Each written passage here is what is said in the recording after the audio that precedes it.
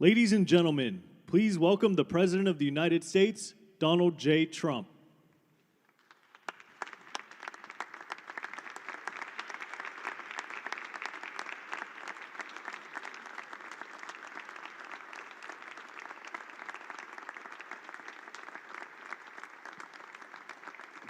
Well, thank you very much. This is a big day, and lots of people watching, and especially from other countries, the leaders of, as you know, the other countries, because we have a large group of leaders, and the ones that aren't here are watching on Zoom. I hope they enjoy it. And the press, we appreciate it very much, so respectful. You've been so respectful of what we're doing. What we're doing is very simple, peace. It's called the Border Peace, and it's all about an easy word to say, but a hard word to produce, peace. But we're going to produce it, and we've been doing a really good job, and some of these leaders that are with us have helped me very much during just this first year. We have a first year like probably no other ever in our country, because we settled 8 wars and I think a 9th to come. It's turned out to be a tougher one. I thought that was going to be the easiest one. But with war, you never know what's easy and what's not so easy. But we've had a great relationship, and I've become friendly with so many of the people. And I appreciate you being here. These are great people. These are great leaders. And the people that are watching by closed circuit and open circuit in many cases are so proud of it. They want it to be open. But they've become incredible friends please of mine. welcome the Vice President of the United States, J.D. Vance. We built our Secretary country of State, in my first term. Marco Rubio, And Special now Envoy, we're Steve at a Witkoff, point that and the the Executive United Board States Member, has never seen Jared before. Kushner. We broke 50,000 on the Dow. They said that would take 4 years. We broke 7,000 on the S&P. They said you couldn't do that within 4 years. It would be impossible. And when I came in, they were all saying, if you could get to anywhere close to 45,000, it would be amazing achievement. Ladies and gentlemen, well, we hit please welcome the 50,000 President of the in the United first year. States, Donald J. And we Trump. hit 7,000, which was actually tougher to do, according to the Wall Street geniuses. We hit 7,000 in the first year. They said it could take 4 or 5 years. They'd be very happy. It would have been a great job. We did it in 1. But we're doing a great job. Border Peace is one of the most important and consequential things I think that I'll be involved in. Lots of people watching. We've been involved in a lot, and especially from other countries, the leaders. Really, I've been involved in a lot with the people, large group who work together leaders on ending wars with their country. Zoom. Some of the wars were 32 years long. 32, 34, and a 37. That's a long time.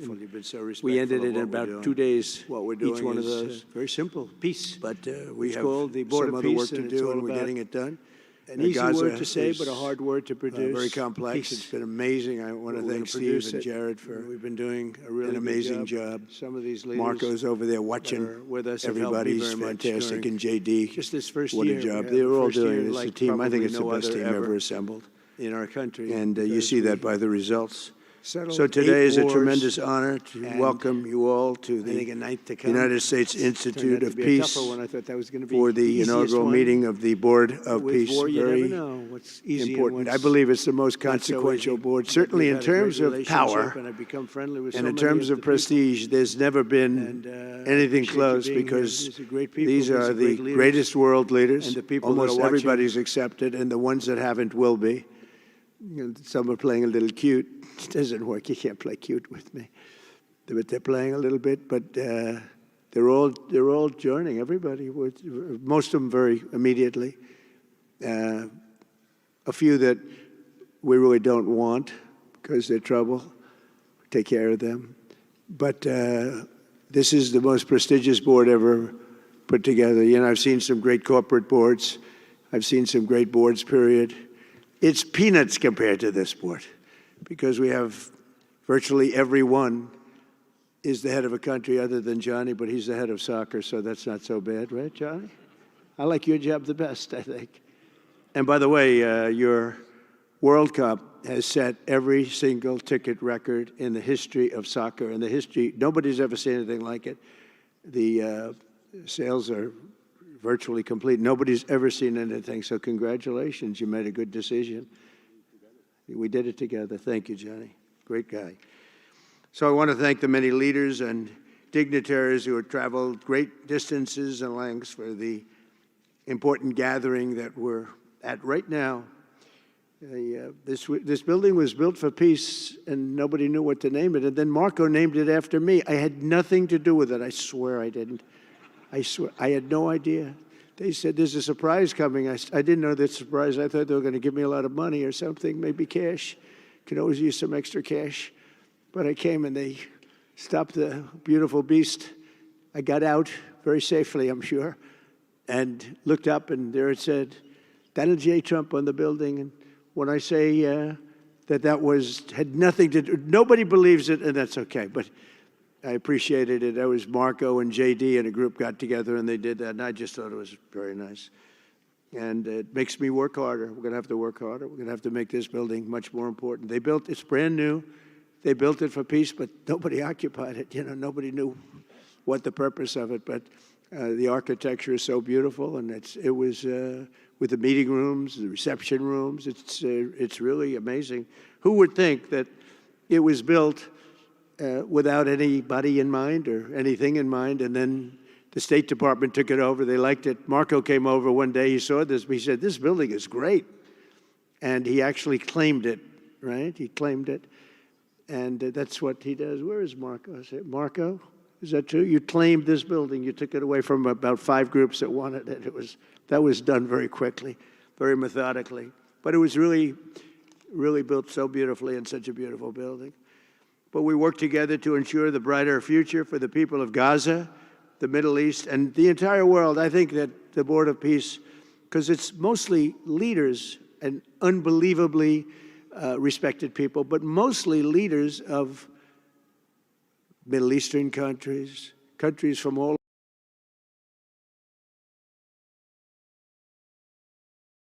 the world, and they've been very generous with money also. And the United States, which I'll say in a moment, is also very generous with money because there's nothing more important than peace. And there's nothing less expensive than peace. You know, when you go to wars, it costs you 100 times what it costs to make peace. We have a man at the end right there that's smiling because you learned that after 30 years of fighting, right? 30 years of fighting, we got it done. I want to thank you very much. That was a great thing you did. You and your new friend, they came to my office and they said, I've been fighting for 22 years. Now you're there for 23 years, right? But I've been fighting for 22 years. That's all I've done is fight this gentleman. And his counterpart was there for 7 years. He said, I've been there for 7 years. All I've done is fight this gentleman. And we had it worked out in about 24 hours, right? And it's been a good peace. And I think they've become friends. I'm not sure I'm allowed to say that, but I think so. I think they've become friends, right? Right. Great.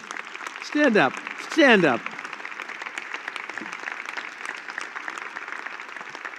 These are 2 tough cookies, too. You think that was easy? It wasn't easy. These are 2 tough people, good people, but tough people. But, you know, we're in the Oval Office, and we were getting near. But the one was at one side of the room. I have 2 chairs right in front of the desk, the beautiful, resolute desk. One's over here. One's on the other side of the room. I said, folks, could you get a little closer? Well, I don't know. They felt very uncomfortable. You know, they've been killing each other for 32 years. So I say, can you get a little closer? After 1 hour, they were right next to each other. We made a deal. They hugged, they signed, and we had peace with 2 very important countries, and I'll never forget it. So they started off a little weak, and they ended up really strong, and you can be very proud of yourselves. It was a beautiful thing to see. Thank you. Look at that. Can you believe it? 32 years. Thank you. Thank you very much. But we're honored to be joined today by Prime Minister Rama of Albania. President, where is President Milei? You're another one, I'll tell you. Where is President Milei? I endorsed him. I'm not supposed to be endorsing people, but I endorse, when I like people, you know, I've had a very good record of endorsing candidates within the United States. But now I endorse foreign leaders. including Viktor Orban, who's here, and others. And I endorsed this gentleman, Mblidhet.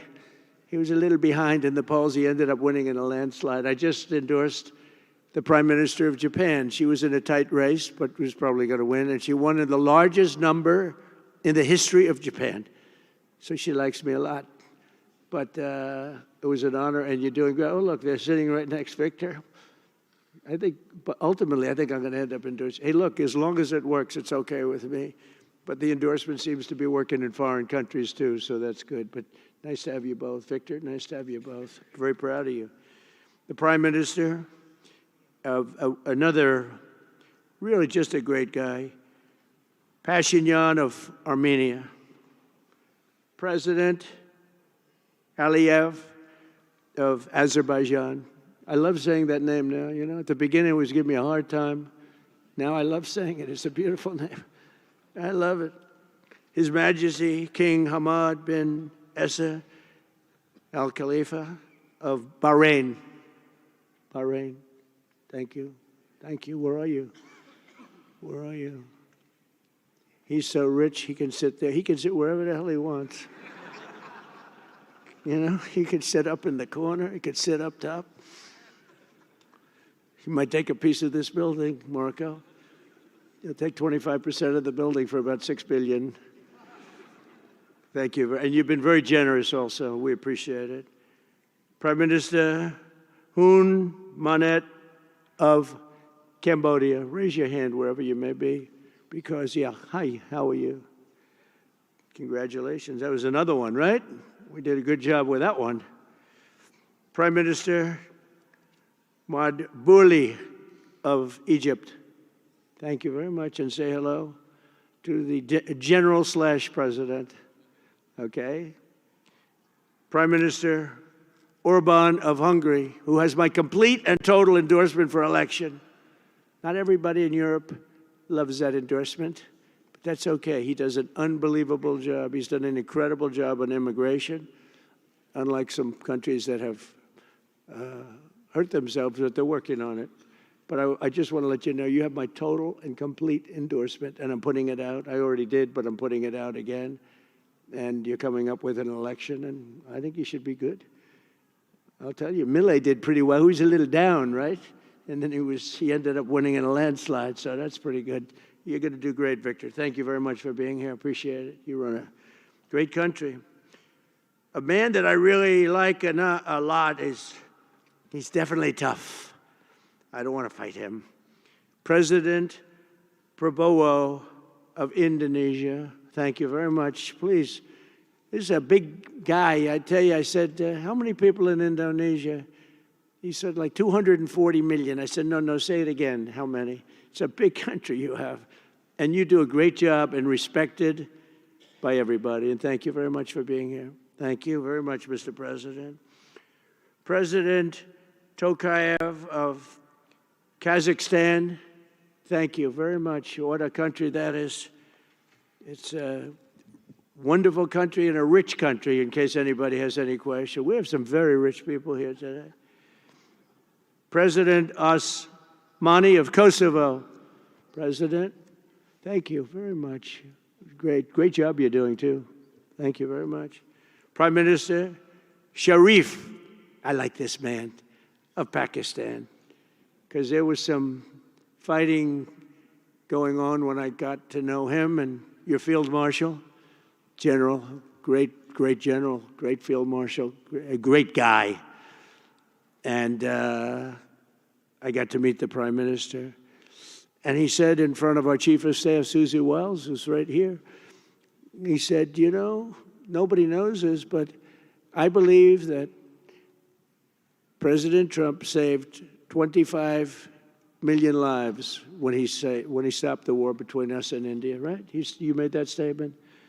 I said 25 million lives? Could have been much more, actually.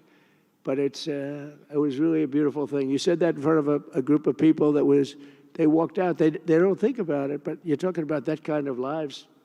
That war was raging. Planes were being shot down, right? And it was Pakistan and India. And I got on the phone with both of them, and I knew them a little bit. I knew Prime Minister Modi very well, actually. I got to know Pakistan through a little trade. They were trying to make too good a deal, and I got a little upset with them. And in the end, they got what they wanted, right? And they made a good deal. And I got to like them, the Prime Minister, the Field Marshal, who's a tough man, a tough, good fighter, right? Good, serious fighter. I like good fighters, actually. And when I heard that they were fighting, I picked up a certain newspaper. I won't tell you which one, because it's fake news generally. But I picked up this newspaper, and I saw that Pakistan and India were really going at it. And then it got worse and worse, and many planes were shot down. It was all out. And I called them, and I said, listen, I'm not doing trade deals with you two guys if you don't settle this up. They said, no, that has both of them. They didn't want to do that. I said, no, it has to. If you don't do it, I'm not doing a trade deal. We're not doing a trade deal.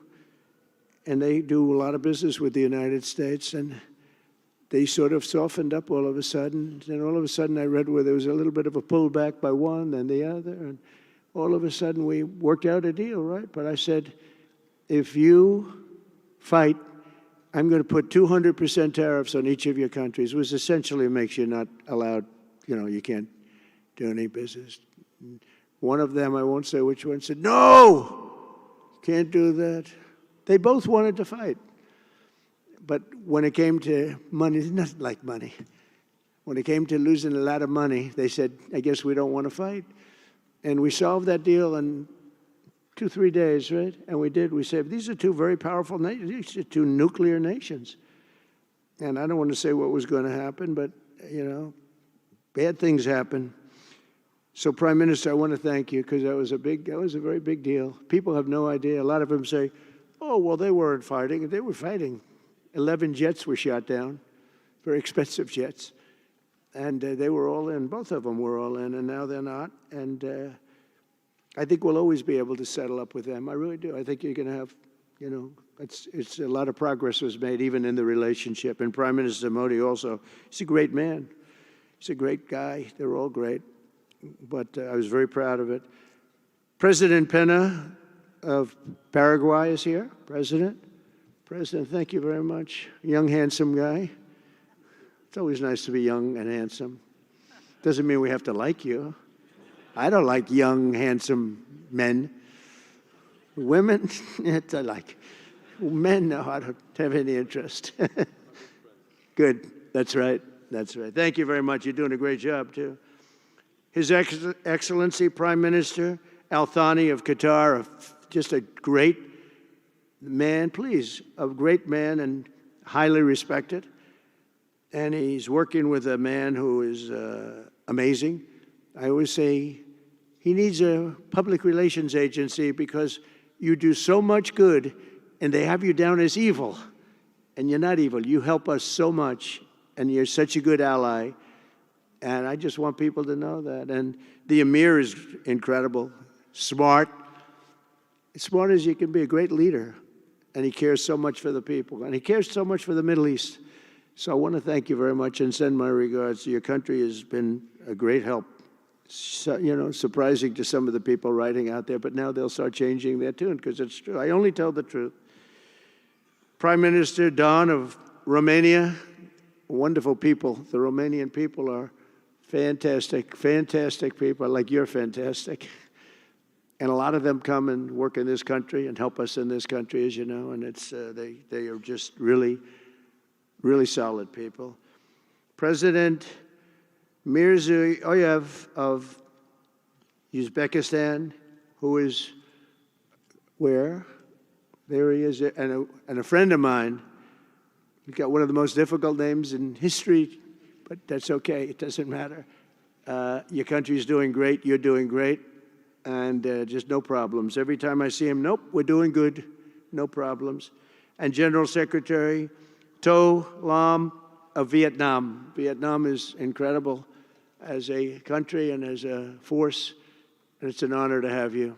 A really great honor to have you. A lot of respect for your country. We also want to express my gratitude to Vice President J.D. Vance, who is a fantastic man. He's a fantastic talent. He was a great student, They went to one school. He graduated. You know, most people, if you watch some of the people that were at the event in Munich, they didn't graduate quickly from college. They had everything they could do. There was one young, attractive woman. She was unable to answer questions. And she didn't do so well like JD did in college. JD graduated in a 4.5-year college in 2 years. And then he went to Yale and he graduated at the top of his class, went to the military grade. But when he went to Yale, there was one person that was marginally ahead of him, so he married her. Can you believe it? He married the person that was ahead. I don't know. I always like to say JD was first and Usha was second, because I get a little uncomfortable when I say that. But he's been incredible. He's a brilliant guy and a great guy, and he's been my friend. All of our people, we have a fantastic group of people, our cabinet members, everybody, many of them here. But JD's been great. Thank you very much. He gets a little bit tough on occasion. We've got to slow him down just a little bit on occasion. He says his mind. Now, then we have the opposite extreme. We have your friend sitting in the back. Your best friend sitting in the back is Marco. Marco does it with a velvet glove, but it's a kill, right? The result is the same. They do it very differently. And Marco, you really did yourself proud 2 days ago in Munich. In fact, so proud that I almost terminated his employ because they were saying, why can't Trump do this? I do, but I say it differently. But Marco, don't do any better than you did, please. Because if you do, you're out of here. But no, I want my guys to do great. And the acclaim he's gotten and the acclaim JD gets is great. We have smart people. And when you see the representatives there, like Gavin Newsom, he didn't know what he was doing. They didn't even know why. He didn't know why he was there. Or AOC, she was unable to answer a simple question. And she could have said, well, I'm studying it, and I'll report back to you next week. You know, you can get away with that. But she just went, it's actually, I think it could be a career-ending answer, because for 25 years, anybody running against her, I think Susie is going to use that little piece of stuff. It was not good. It was not good. That was not a natural. So I want to thank JD. I want to thank Secretary of State Marco Rubio. They're extraordinary. I want to thank Special Envoy for Peace, Steve Witkoff, who has been unbelievable. You know, I took Steve because I was a developer in New York, really successful, actually much more successful than Steve, but I don't want to say that. I'm not going to say that, Johnny. I refuse to say it. But I saw something in Steve. Steve's a great negotiator. Everybody loved him. All these developers, and they're tough. You know, New York developers tend to be on the tough side. And, you know, most of them hate each other. Like a lot of the people in this room hate each other. You know, it's sort of natural, I guess. But we're bringing love back into the room like the old days. But everybody loves Steve. Every developer, the worst, most evil people, horrible human beings, actually. And they love Steve. So I remember this, and we had some conflicts, to put it mildly, in the world. And I said, Steve, how would you like to be Henry Kissinger Jr. that doesn't leak? And he said, are you a leaker, Steve? No. He didn't even know what the word meant, and it's true. I always say Henry Kissinger, who was one of the great leakers of all time, by the way. Richard Nixon said to him, Henry, who's leaking all this stuff? I don't know, Mr. President. It was Henry. It was like, these are little stories I like telling you. But Steve has been unbelievable. Everybody likes him. Ukraine loves him. Europe loves him. Russia loves him. I mean, there's nothing wrong with this. He goes to see President Putin. Didn't know Putin. I set him up a meeting to see. I said, how's Steve doing? Sir, he's still inside. Oh, that was an hour. I called back. Tell Steve to call me when he's finished. I want to find out what the hell is going on. We want to end that war. Sir, he's still inside. 3 hours, 4 hours. They were together for 4 hours, the first meeting.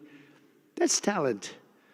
And they get along. I mean, people like or don't like Putin or Zelensky. They get along. Same thing with Zelensky. I mean, they all love Steve, and Steve's doing a great job. That's a tough one. That's a much tougher one. I would have thought that some of the ones that we settled that are up here would have been, I thought this would be easy because I have a very good relationship with President Putin. I have a very good relationship with President Xi. I'm going to be going to China in April. That's going to be a wild one. I said, but we have to put on the biggest display you've ever had in the history of China. You know, last time I went to China, President Xi, he treated me so well. He gave me a display. I never saw so many soldiers all the same height, exactly the same height within a quarter of an inch. You can do that when you have 1.4 billion people. You know, lots of shoulders. Everybody was within about 1/8 of an inch the same height. I said, if they put their helmets down, you could have played pool on the top of their heads. And it was pretty amazing. But I said, you got to top it. He said, I'll top it. We're going to top it. We're going to have a lot of the people, most of the fake news back there is going to be going. So we have, Steve has done a great job. And then a little bit later on, we brought Jared in. Jared was responsible for the Abraham Accords, which is incredible. Nobody else could have done that. A very smart guy. And we're making Jared an envoy also, envoy of peace. They're both envoys of peace. And you couldn't get two. I tell you what, I watch these two guys. I say, at least we're covered from an IQ standpoint. These two guys walk into a room. And, but people like them both, you know. They're good people. And they like them both. And they've had some very good meetings. They've had some very interesting meetings having to do with, as you know, Iran is a hot spot right now. And they're meeting and they have a good relationship with the representatives of Iran. And, you know, good talks are being had. It's proven to be, over the years, not easy to make a meaningful deal with Iran. We have to make a meaningful deal. Otherwise, bad things happen. But we have to make a meaningful deal. But they have a great relationship with the representatives of Iran. They have a great relationship with the other one that they're really working on now. Because so many of these, I mean, as an example, Kosovo, Serbia. I did that one. Could you stand up, if any of you guys are, when you're here, just stand up for a second. Kosovo, Serbia. Stand up. What a job. Thank you very much. We appreciate it. So good. And you're getting along. And when you don't get along, you'll call me, and we'll get it solved, right? We'll get it solved. Thank you very much. Really good. And then again, Pakistan and India. That was a big one. And just, I think you should actually stand. Come, please. Stand just for a second. Pakistan and India, thank you very much. And I spoke to Prime Minister Modi. He's excited. He's watching us right now. Egypt and Ethiopia. We're going to get that, you know, there's a little dam that got built. Little dam, like maybe the largest dam in the world. Built and financed, of course, by the United States brilliantly. And having a little trouble getting water to the Nile. That's a tough situation, but we're going to get that solved. Armenia and Azerbaijan, we talked about, and again, thank you, fellas, very much. Great job. Great job. Thank you. Cambodia and Thailand. So incredible what you did, that you got together and it all worked out. They're watching right now on closed circuit. Thank you very much, and thank you. That was a big one, Cambodia and Thailand. These are nasty fighters, I have to tell you. These fighters are nasty. Now we talk about, you talk nasty fighter, you're nice guys compared to this. Congo and Rwanda. That was, and we've got them pretty peaceful. There's little flare-ups every once in a while. I'll get a call once a week. Sir, there's a flare-up in the Congo again. We'll get it straightened out, right, Susie? We'll get it straightened out. And Israel, as you know, with, you could say Israel in numerous countries if you want to really know the truth, but Israel and Iran, and we'll see where that goes. But when you think of Israel, we've done the biggest thing of all. We have peace in the Middle East right now. That's bigger than people said it couldn't be done. For 3,000 years, they've been talking about Middle East. They said it couldn't be done. And you look at what's happened in Gaza. And one of the keys to it was when we took those beautiful, magnificent, we just ordered 22 more of them, updated model. The B-2 bombers are incredible. I never understood the B-2 bomber. I'd watch, it's a wing. And I've never quite understood that, Johnny. I'd look at it, I'd say it was beautiful, but what does it do? It carries very big bombs. And it went into Iran, and it totally decimated the nuclear nuclear potential. And when it did, when it decimated that, all of a sudden we had peace in the Middle East because there was a black cloud hanging over the Middle East. And if that wasn't done, that cloud would have been there. And countries like Saudi Arabia, countries like Qatar, countries like, nobody could have signed. You would have had that threat. Nobody could have had, you couldn't have had peace in the Middle East. So now we may have to take it a step further, or we may not. Maybe we're going to make a deal. You're going to be finding out over the next probably 10 days. But this meeting today is proof with determined leadership, nothing is impossible. When I took office, the war in Gaza was raging with thousands of people being killed and no end in sight. Today, thanks to unrelenting diplomacy and the commitment of many of the great people in this room, we have 59 countries signed up on Gaza. Think of that. We have, it's amazing. But all the people, many, really so many in this room, the war in Gaza is over. It's over. There are little flames, little flames. Hamas has been, I think they're going to give up their weapons, which is what they promised. If they don't, it'll be, they'll be harshly met, very harshly met. They don't want that. All the stuff like they don't mind dying. They told me that's not true. Everyone said, oh, they don't mind dying. No, they don't want to die. They said, we don't want to die. People don't want to die. The ceasefire was held, and every last remaining hostage, both living and dead, has been returned back home. Think of that. That was an impossibility. And we did hundreds of hostages, but the last 20, and I always said to Steve and Jared, I said, the last 20 are going to be very tough, very, very tough. And we got them back. We got the living back, and then we only got about 16 of the dead, and we said, well, you got to get them all. You promised them all. And they dug and dug and dug. You can imagine it's a job that's brutal. And Hamas really did a lot of that work. And you got to give them credit for that. They brought the last one home a week ago, and we got all 28 of them, living and dead. The amazing thing, because I've never seen anything quite like it, the parents of the dead, they knew their boy was dead. This case, boys, all boys, men, but to the parents' boys. They knew their boy was dead. They wanted that dead body as much as if he were alive. And when they got them back, there was great sadness, but there was great joy, too. They wanted it as much as the people that got their sons back alive. But we got a lot of people before those 20, Steve, what nobody talks about. But, hundreds of people. We did a good job, and you guys did a fantastic job. I want to thank every nation that helped us achieve this monumental breakthrough, saving countless lives, and really bringing peace and bringing the concept of peace, because nobody thought peace in the Middle East. I've always heard peace in the Middle East is impossible, and it's turned out not to be. And we do have some work to do with Iran.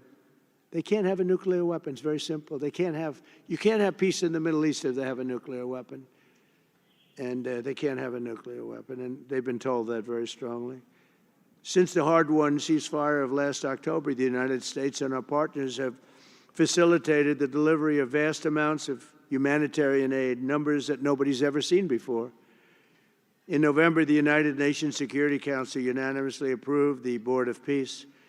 And last month in Davos, we welcomed over 24 members to this very important new organization. And we are very closely working with the United Nations. In fact, I'm going to speak to the Secretary General in a little while. He's a good man. And I've had a good relationship. Other than in my last speech, they did turn off my teleprompter. I got up there. My teleprompter didn't work. I'm sitting in front of all of you people and more. I had no teleprompter. I knew I was in trouble because I'm walking up. The teleprompters are over here. I had the most beautiful speech ready. I was all set to knock them dead. First, I had an escalator that stopped. You know that. It's going up. Boom. It's lucky my movie star first lady was in front of me because I put my hand on a certain part of her body, and I was able to stop my fall. Otherwise, because she had no trouble. I said, boy, that was a very sharp stop, Johnny. So I said, that was strange. I've been on a lot of escalators. It's never happened before. Usually it stops very slowly. This was just boom. but our First Lady was right in the proper location for me. I'm waving to people, and she was holding on a little tighter. She knew what was happening. She did. She said, that's a very successful movie out right now, like #1. Can you believe this? And it's a big movie star. And I always say it's trouble because I always say there's not room in one family for 2 stars. I told her that. We can't have 2 stars in one family. So I don't know what that means, but it's not good. But it is good because we're proud of her. She did people in the United States love the First Lady, and she did the movie, and it's become the biggest selling documentary in 20 years. Can you believe? The theaters are all packed. Women especially, they go back and they see it 2 or 3 times, 4 times. But together we're committed to achieving a Gaza that is properly governed throughout. The whole area is going to be, so many countries that have really nothing to do with the Middle East, but they're maybe somewhat close by. They're all involved. They want to go in and fight. They tell me all the time, we'd like to send soldiers to fight if it's necessary. And I don't think it's going to be necessary. We have 2 countries that want to go in and do a number on Hamas. I said, I really don't think I hope it's not going to be necessary, because they made a promise, and they promised me, get rid of their weapons. Looks like they're going to be doing that, but we'll have to find out. But it's no longer a hotbed of radicalism and terror. And to end that, we have today, and I'm pleased to announce that Kazakhstan, Azerbaijan, UAE, Morocco, Bahrain, Qatar, Saudi Arabia, Uzbekistan, and Kuwait have all contributed more than $7 billion toward the relief package. That's great. Thank you, fellas. Thank you.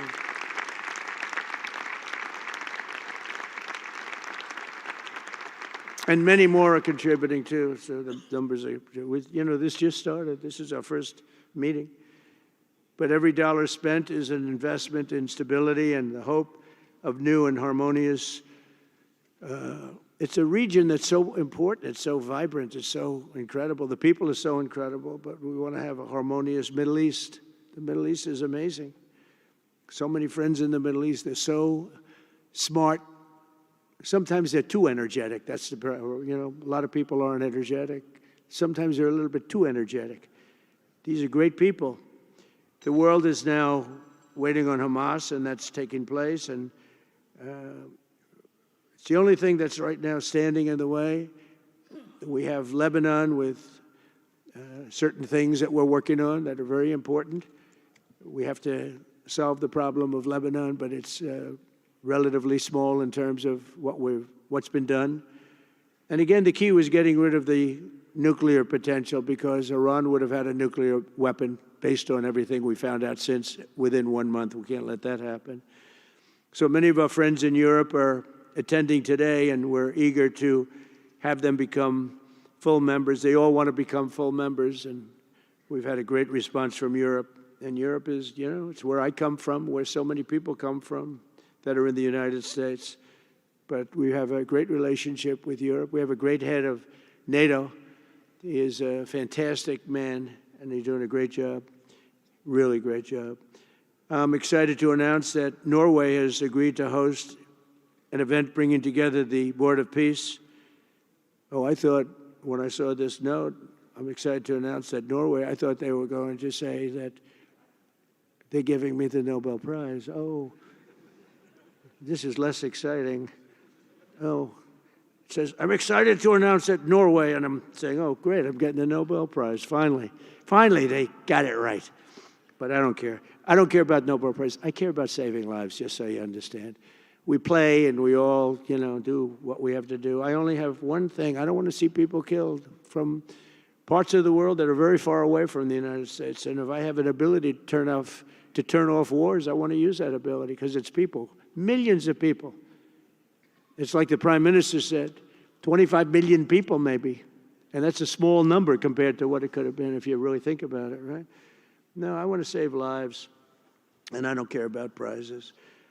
And the UN Office for Coordination of Humanitarian Assistance is raising $2 billion for the support of Gaza. Additionally, Japan has just committed to host an aid fundraiser, which will be a very big one.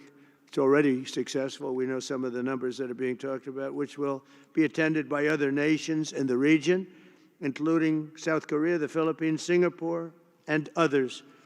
And I know that China is going to be involved, and I think Russia is going to be involved. I think they will be. I want to have everybody, get all sides, because it doesn't help when you have all sides with one ideology. You have to have everybody together for this. I'm also pleased to announce that FIFA will be helping to raise a total of $75 million for projects in Gaza. And I think they're soccer related, where you're doing fields and you're getting the greatest stars in the world to go there. People that are bigger stars than you and I, Johnny.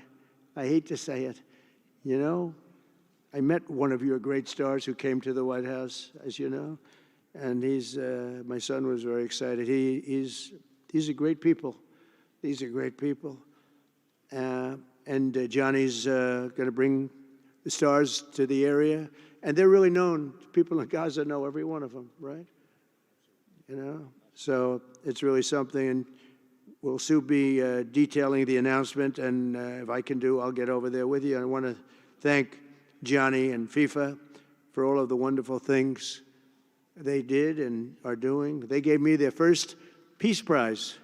They gave me a Peace Prize. I think they saw that I got screwed by Norway, and they said, let's give him a Peace Prize. I mean, very good. Thank you, Johnny. I appreciate it. Johnny's very smart. He's very, very smart. The nations represented here today, just in closing, are not just contributing money. Some are also pledging personnel to help preserve the ceasefire and secure a very enduring peace. We have to have enduring peace. Having peace, knowing it's going to blow up in 2 weeks doesn't mean anything. In particular, Indonesia, thank you very much, Indonesia. It's a great country. Thank you very much. Look at that man. Look how tough he is. You think it's easy dealing with him? Look at that face. You are a tough cookie. And we say it lovingly, too. We need strength. You say, see, he doesn't mind. He's tough and he's smart. And smart is more important. Morocco, thank you very much. Great. What you're doing is great. Albania, Kosovo, Kazakhstan have all committed troops and police to stabilize Gaza. Egypt and Jordan are likewise providing very, very substantial help, troops, training, and support for a very trustworthy Palestinian police force. We think we're getting some very good people on that police force. And, you know, it's peace in the Middle East. We have peace in the Middle East. Just think of it. For years, you've been hearing about peace in the Middle East, and everybody's saying it's impossible. All of these countries are working together around the vision of a Middle East that is free from the curse of extremism and terror. And now is time. And by the way, even people with extremism and preaching extremism, they're exhausted. They're tired. It's been going on for too many years. I don't care who you are. They're tired. They want peace. And now is the time for Iran to join us on a path that will complete what we're doing. And if they join us, that'll be great. If they don't join us, that'll be great too. But it'll be a very different path. They cannot continue to threaten the stability of the entire region, and they must make a deal. Or if that doesn't happen, I maybe can understand. If it doesn't happen, it doesn't happen. But bad things will happen if it doesn't. With the commitments announced today, the Board of Peace is proving that it does not just convene countries. It devises and implements, and real solutions happen. We've come up with solutions. This is so little talk. This is very little talk, all action. First time, it was always talk in the Middle East. People would talk about peace in the Middle East, and then they'd go home and they'd never even think about it again. Nothing would happen. We're providing a model for how responsible sovereign nations can cooperate to take responsibility for confronting problems in their own regions. The Board of Peace is showing how a better future can be built, starting right here in this room. And I want to let you know that the United States is going to make a contribution of $10 billion to the Board of Peace. Thank you.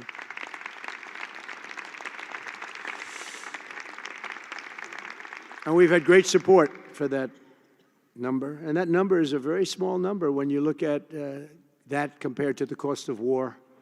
That's 2 weeks of fighting. It's a very small number. It sounds like a lot, but it's a very small number. So we're committed to $10 billion. Together we can achieve the dream of bringing lasting harmony to a region tortured by centuries of war, suffering, and carnage. They say 3,000 years.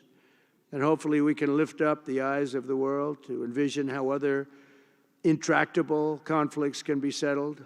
So many conflicts, they say, are impossible to settle, and we get them settled. We got, of those 8 that we settled, most of them were said to be not settleable.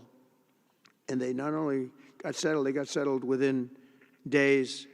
More impossible problems can be solved as we go along this very beautiful path. I think it's a beautiful path. I think it's such an important day. Even the weather's beautiful. We walk in, it's beautiful. Everything's beautiful. But the ancient wounds can be healed, and they are indeed ancient. This has been going on for so many centuries that our entire planet will be a better, safer, more beautiful, and more peaceful place for us all. We're going to be working with the United Nations very closely. We're going to bring them back. I think the United Nations has great potential, really great potential. It has not lived up to potential.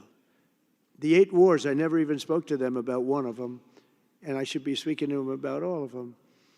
Someday I won't be here. The United Nations will be, I think, is going to be much stronger. The Board of Peace is going to almost be looking over the United Nations and making sure it runs properly. But we're going to strengthen up the United Nations. We're going to make sure its facilities are good. They need help, and they need help money-wise. We're going to help them money-wise. And we're going to make sure the United Nations is viable. And you have some very good people at the United Nations, can do a good job. But as I said, I've said it for years, United Nations has tremendous potential. A lot of people didn't like when I said it. They said, oh, you shouldn't say that because, you know, we don't care about the United Nations. No, it's really very important, and I think it's going to eventually live up to potential. That'll be a big day. So I want to thank everybody for being here. You're my friends. You're great leaders. You're great people. And I can honestly say, you know, you're strong leaders. You're tough leaders in many cases. And every single one that I'm looking at that's right here, I've gotten to know and I've gotten to respect. And really, you're friends of mine. And if I can help you at all, you let me know. But this is going to be something, the Board of Peace will be something that, the likes of which I don't think anybody's seen before. And thank you all very much. It's a great honor. I'm going to ask J.D. Vance to come up and say a few words. Thank you very much.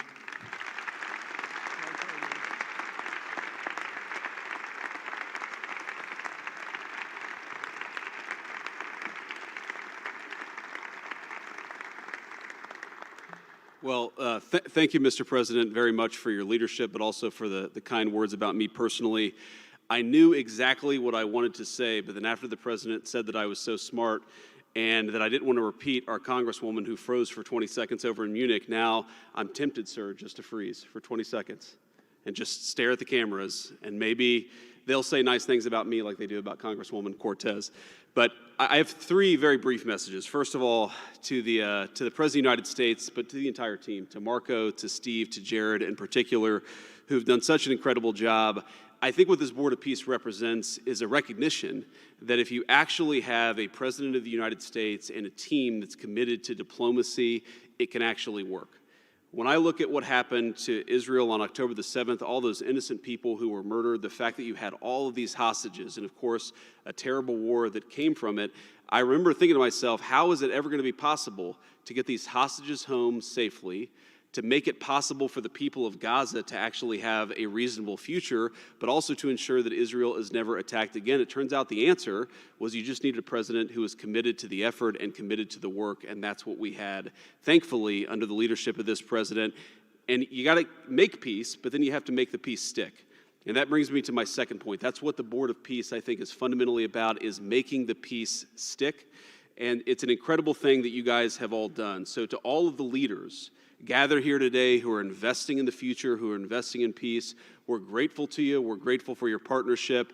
And in particular, I think to the President of Azerbaijan and the Prime Minister of Armenia, who I just saw last week, Thank you all for making it possible and for showing what real leadership can accomplish. When you set aside weapons and killing and destruction and invest in your people and invest in prosperity, it can create great things. So thank you both for what you did. I think it showed great leadership.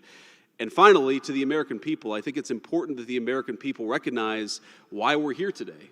And the reason that we're here today is, yes, to save lives and yes, to promote peace, but this creates incredible prosperity for the American people. The countries represented here represent trillions of dollars of investment in the United States of America that would not have been possible without this president's leadership and advocacy for peace. The economies here represent millions of American jobs of people who are receiving products built in American factories and made by American workers would not be possible without a focus on peace. So, Mr. President, while I think this is great for the world, I also think it's really, really great for the United States of America, so we're looking forward to the partnership. With that, I want to turn it over to the MC for the rest of the program, and that is our great press secretary, Carolyn Levitt. Thank you.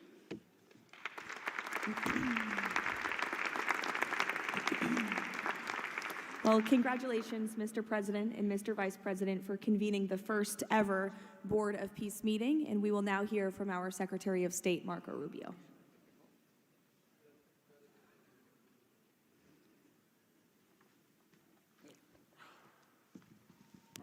I'll be brief and to the point. We want to talk a little bit about the strategic vision of this organization and begin doing so by first acknowledging that we are here today because the President of the United States, Donald J. Trump, has both an ability and a willingness to use the power of his office to think outside the box. And that's why we're here today. This was a very unique crisis in Gaza, one that the existing international institutions could not solve or figure out.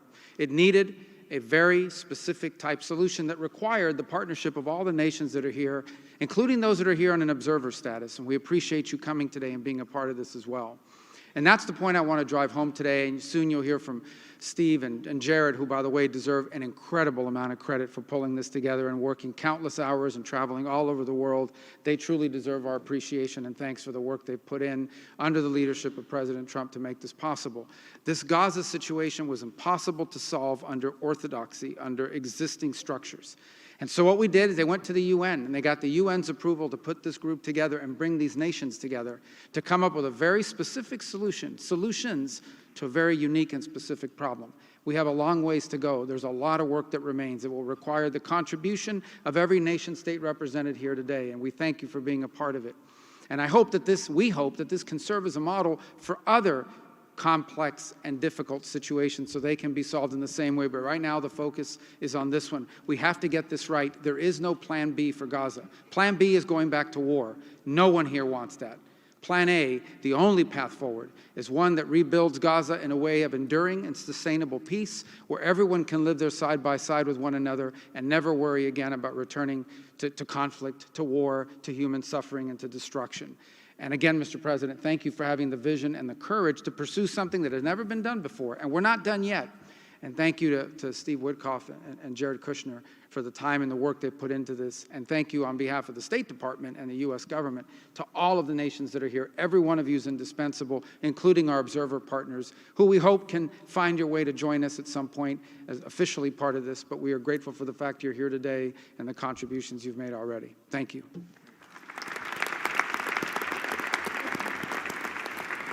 Thank you, Marco. We will now hear from our special envoy, Steve Woodcock.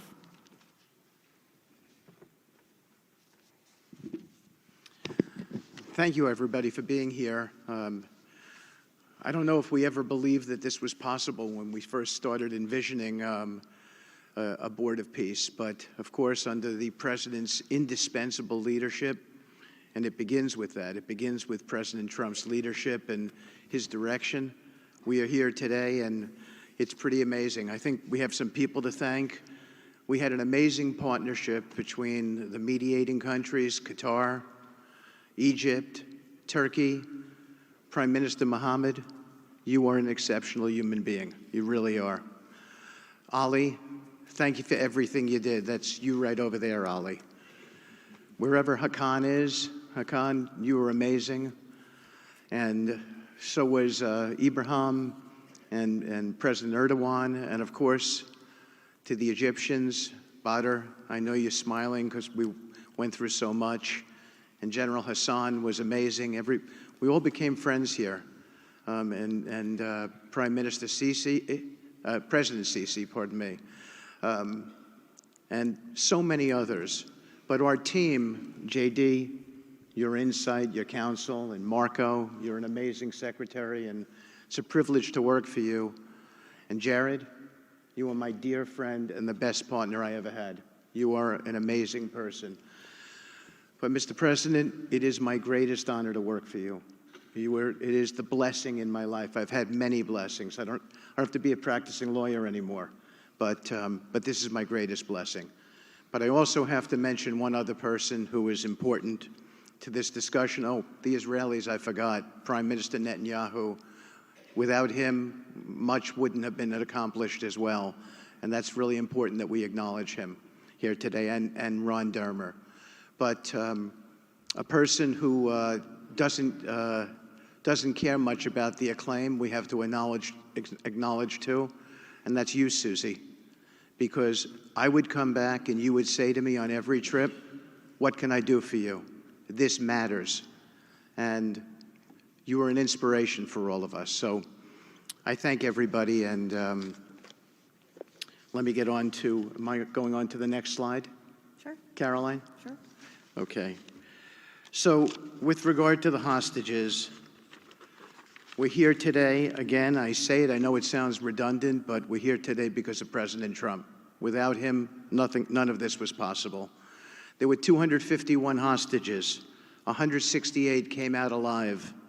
83 bodies were returned to their families so that they could grieve and remember their loved ones like in a normal way.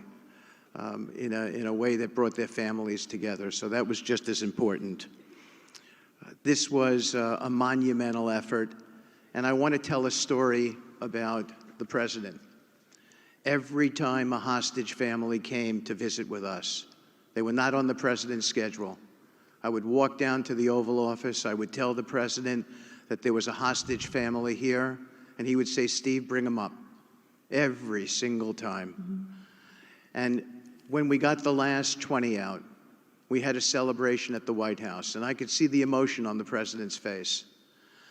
And he came up to me and he said to me, I have to tell you, this is my 5th year in the Oval Office, and I don't know that I've ever had a more special time than this moment with these people, seeing them come home.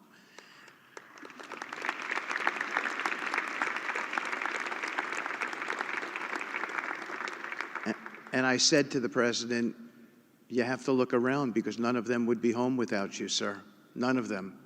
So I only want to tell you, Mr. President, you gave me my greatest honor to work on this effort, and I thank you.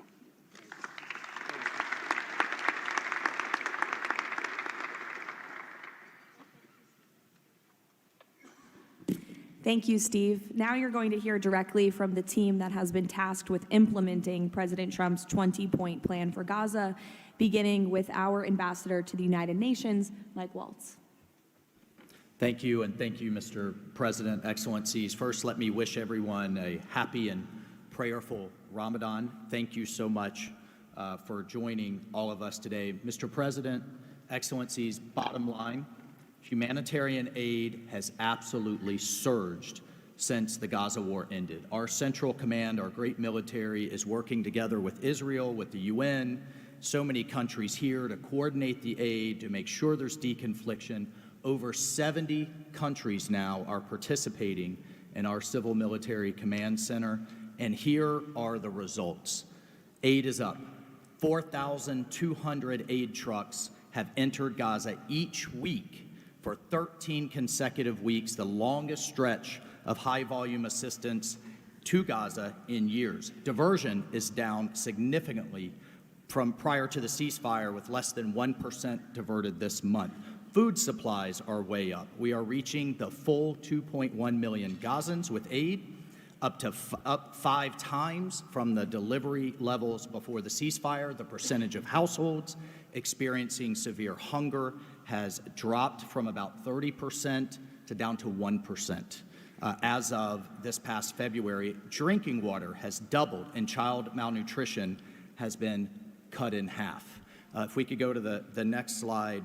Mr. President, only under your leadership and this great team could we bring together the United States, Israel, Egypt, Jordan, the UAE, the United Nations agencies. Mr. President, bottom line, like you, this is a board of action, not a board of endless talk or speeches, and these results are a true testament to your leadership and the leadership of this great team. We are saving lives, and it's an honor to be a part of it. Thank you, Mr. President. Dr. Ali Shaith. It is my honor to be here representing the National Committee for the Administration of Gaza. Thank you, President Trump, for your leadership, for your continued efforts.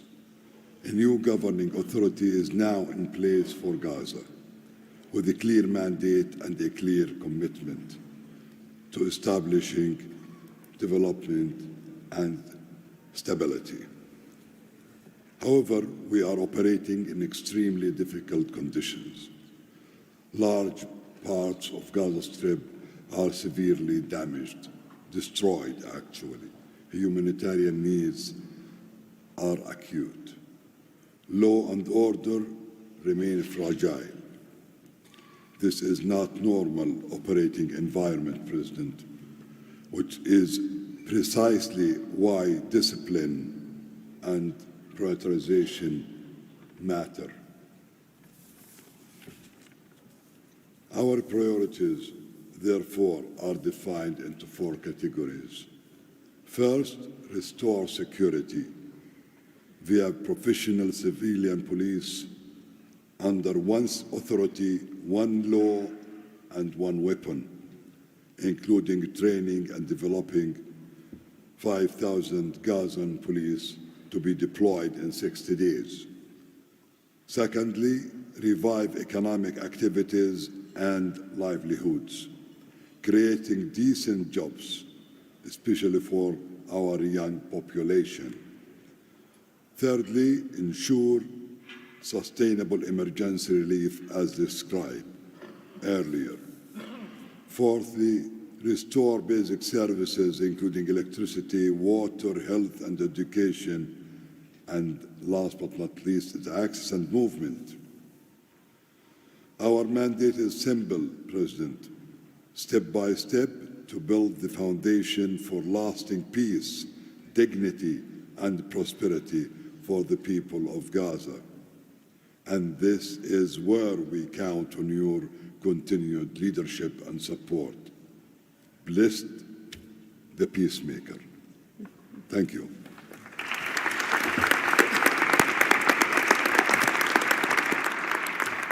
Thank you. Now, Nick Mladenov. Thank you, Caroline, and thank you, Mr. President.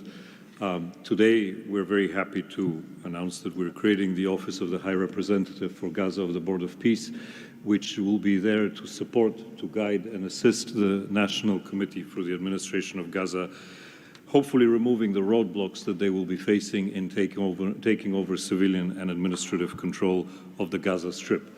We plan to work in full transparency under the guidelines of and supervision of the Board of Peace and the Executive Board. And of course, we will do that in great coordination with the Israel and with the Palestinian institutions, who we both require to make this work on the ground. And certainly with my very good colleague here, General Jefferson, the International Stabilization Force that is coming together. Mr. President, if I can actually use the opportunity to announce some breaking news that as of this morning, we started the process of recruiting Palestinian police force that Ali was just referring to. And just in the first few hours, we have 2,000 people who have applied to join a new transitional Palestinian police force to be formed in Gaza under the authority of the National Committee with the support of the Board of Peace, trained in Egypt, where we have received an excellent proposal of how to do that forward. And this is critical to what we need to do as we begin this process. And if we may move to the second slide. It is this Palestinian security force under the authority of the National Committee for the Transition Period that will allow us to ensure that all factions in Gaza are dismantled and all weapons are put under the control of one civilian authority. The only way to do that is the full implementation of the 20-point plan and the UN Security Council resolution, which binds us all to make sure that that is the way forward. We have now a fully agreed framework with the mediators on how to do this, and I thank very much the state of Qatar, Egypt, and Turkey for their excellent support in this. We now need to move forward on communicating it and negotiating the details of the implementation plan with the factions on the ground. But rest assured to all of you that we're on the right track, and if I can ask one thing of all of us, is to make sure that we have one message. There is no other option except the full demilitarization and decommissioning of all weapons in Gaza for reconstruction to begin and for people to have a new way of life going forward. Thank you.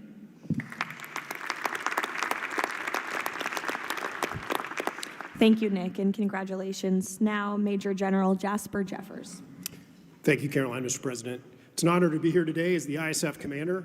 The ISF will do two things: stabilize the security environment in Gaza and enable civilian governance as established by the National Committee. For the last few months, we've had a team on the ground of U.S. military experts preparing the infrastructure for the ISF. This team's already operating from a combined joint operations center that's going to be the headquarters for the entire ISF. As you can see on our map, our plan is for the ISF to be assigned in 5 different sectors, each sector receiving 1 ISF brigade. In the short term, we plan to deploy to the Rafah sector first, in addition to the training of police. Midterm objective is to continue to expand, sector by sector, all moving to our long-term 12,000 police and 20,000 ISF soldiers. I'm incredibly pleased to announce today that the first 5 countries have committed troops to serve in the ISF: Indonesia, Morocco, Kazakhstan, Kosovo, and Albania. And 2 countries have committed to train police: Egypt and Jordan. I would also like to announce that I have offered and Indonesia has accepted the position of Deputy Commander for the ISF. With these first steps, we will help bring the security that Gaza needs for our future prosperity and enduring peace. Thank you.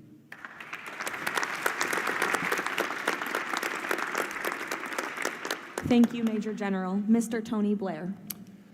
For decades, Gaza's governance has been characterized by extremism, corruption, ineffective institutions, and the complete absence of a route to prosperity for the Gazan people.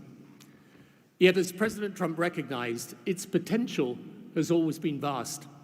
25 miles of Mediterranean coastline, proximity to great regional and global markets, and a young, dynamic population with a median age of 19. So today we set out profound changes necessary to rebuild Gaza for Gazans.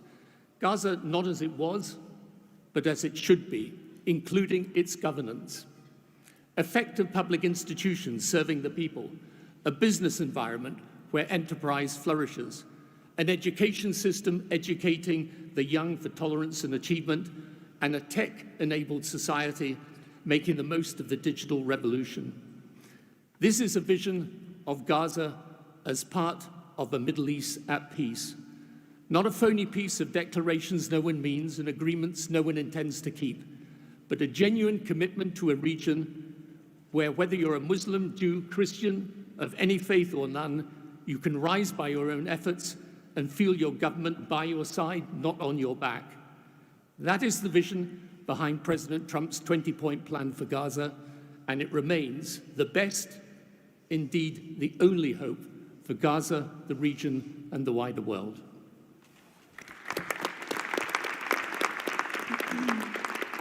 Thank you.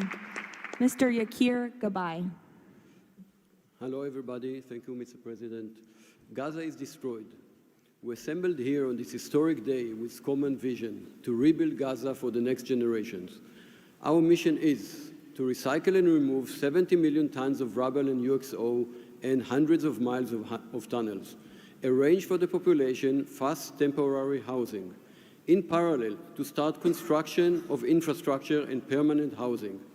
We have a detailed master plan for housing and infrastructure of modern schools and hospitals, manufacturing and agriculture, roads and trains, water and energy plants, logistic hubs, telecom, tech and data centers, sports and leisure facilities, seaport and airport, and much more. We lined up many regional contractors who build housing for millions of people in the Middle East. They will join the massive redevelopment with competitive pricing. The funding is ready and will be invested in a free economy. The local population will build their own cities, which will create hundreds of thousands of jobs and will revive the economy. The Gaza coastline is 26 miles long. It can be developed as a new Mediterranean Riviera with 200 hotels and potential islands. The value goes to the Gazans through the Gaza Sovereign Fund. This plan is all subject to a full disarmament of Hamas. Thank you very much. Together we will make this vision into a reality.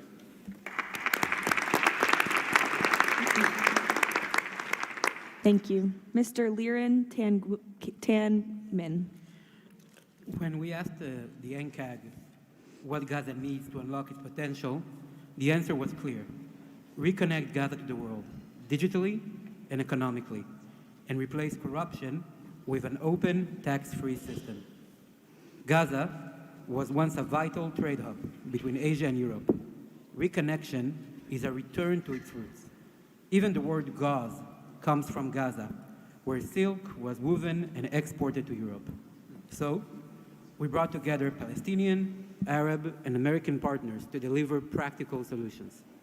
By July, Gaza's 2G network will be upgraded with free, high-speed access to essential services. The NCAG is building a secure digital backbone, an open platform, enabling e-payments, financial services, e-learning, and healthcare with user control over data. This effort is supported by our regional partners, and I believe you will hear some exciting news from them on that later today. In parallel, we're advancing an Amazon-like logistics system to help Palestinian launch businesses import globally and trade securely. This will lower prices, drive growth, and help transform Gaza into an open, transparent, corruption-free economic zone. Thank you. Thank you. Mr. Mark Rowan. Mr. President, distinguished leaders, the goal is simple. Take the momentum all of you have provided and build it into something that is not just temporary relief, but something that provides a long-term foundation that will enable many of the goals we've spoken about today to be achieved. We plan to do this by gathering Gaza's productive assets in one unified structure. This will allow independent, professional, conflict-free management of the resources to benefit the Gazans. This will also enable expeditious planning and zoning and not fragmented projects that do not contribute to an economic whole. The potential here is tremendous, but it has to start somewhere. The start is in Rafah, where, as you heard, that will be the first place security is deployed.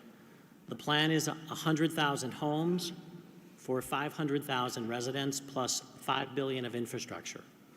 Over time, 400,000 homes for the entirety of the population with more than $30 billion of infrastructure. Let me put it in financial terms. This is not a problem of money or collateral. This is a problem of peace. The coastline alone, $50 billion of value on a conservative basis. The housing stock, more than $30 billion as rebuilt. The infrastructure, more than $30 billion. $115 billion of value. It just needs to be unlocked and financed. Great. Thank you. Mr. Ajay Banga. Thank you, Caroline, and thank you, Mr. President. All this requires money. And so when the UN Security Council resolution got passed, we set about creating the Gaza Reconstruction and Development Fund at the World Bank. It's housed there. The World Bank's role is that of a limited trustee. We manage the donor contributions coming in of the type that the President said a little earlier in his opening remarks. And then we help to manage that money while it stays with us. And under the direction of the Board of Peace, we disperse the money for reconstruction and development projects in Gaza. This fund is ready to receive the donations that he spoke about just a little while ago. The second part of the story is that you as donors deserve the right to know that the money is being used in a transparent way. We are helping, along with the Board of Peace, which takes the ownership of ensuring that the right kind of financial, legal, and oversight mechanisms are being put in place. We've even assigned a financial controller from the World Bank on a secondment basis to the Board of Peace to ensure that we can try and help build the best standards in this process. Now, this is just the beginning. This work is going to need 2 or 3 things that the World Bank Group can bring to the table. The first is leveraging of public finance. Because of our AAA rating, we have the ability to leverage private bond money to help to create the resources we need to do what Mark just talked about. The second is we can de-risk private investing. And the third is we have people on the ground and expertise and knowledge of doing this kind of work in other markets.